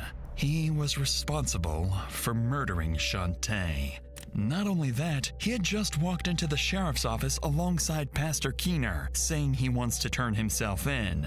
Baffled by the situation, detectives bring Ryan into the interrogation room, and when they sit down with him, they let him speak, trying to determine whether this young man in front of them is truly the dangerous killer they've been hunting for nearly 2 years. So this happened on Friday the 13th. Tell me about that day. How'd you start that day out? I don't remember how I started the day. It was just like an average day to me. Up until I did what I did. I had stopped and asked her if she needed a ride, and she got in my truck, and then out of nowhere I just put my left arm around her and began to strangle her. I went back to my truck and got a lawnmower blade out of the back of my truck, and I went back to where she was and I beat her to death with it to make sure that she was dead. I've always had this different part of me that it just wants nothing but destruction and evil. And whenever I saw her that day, it took over. So I knew what I was trying to get. It wanted to kill somebody, Ryan's description of what he did to Shantae perfectly matches the details from the crime scene, details that had never been made public. To detectives, it leaves little doubt that he is, in fact, the killer. If you could say something right now to Shantae, what would you say? That I'm sorry that I did what I did. And whatever I have coming towards me, I deserve. What do you think you deserve? Death for sure. Anything else? No. All right, Rod, you are officially under arrest for capital murder. With the charges laid bare, Ryan Riggs ultimately pleads guilty to the capital murder of Shantae. When news of Ryan's arrest reaches Shantae's mother, Michelle, she releases an emotional statement thanking the community for its support. Hey everyone, I don't know if everybody knows, but we caught him. We got him tonight for a capital murder trial. God has blessed us with him, and it breaks my heart because this man went to church with her, and he's just a kid himself. I wanted everyone to know that we appreciate everything y'all have done. In 2019, Ryan is ultimately sentenced to life in prison without the possibility of parole. But even with Ryan behind bars, the abandoned property where Shantae was found continues to haunt the town. The site became infamously known as the Haunted House. People regularly jumped the fence to explore the property, reopening old wounds for Shantae's family. Eventually, in 2025, both the house and the storm shelter were demolished in an effort to finally bring peace to the community and allow it to move forward. And while this case left Texas shaken by a killer hiding in plain sight, our next case takes us to Florida, where the warning signs were always there, but no one could do anything to stop what was coming. Or just signal 14 had a lengthy blood trail going to several houses. Yeah. Oh my God. Inside this family home, 21-year-old Dima Tower has just committed the most heinous crime imaginable against his own parents. Northport Police Department.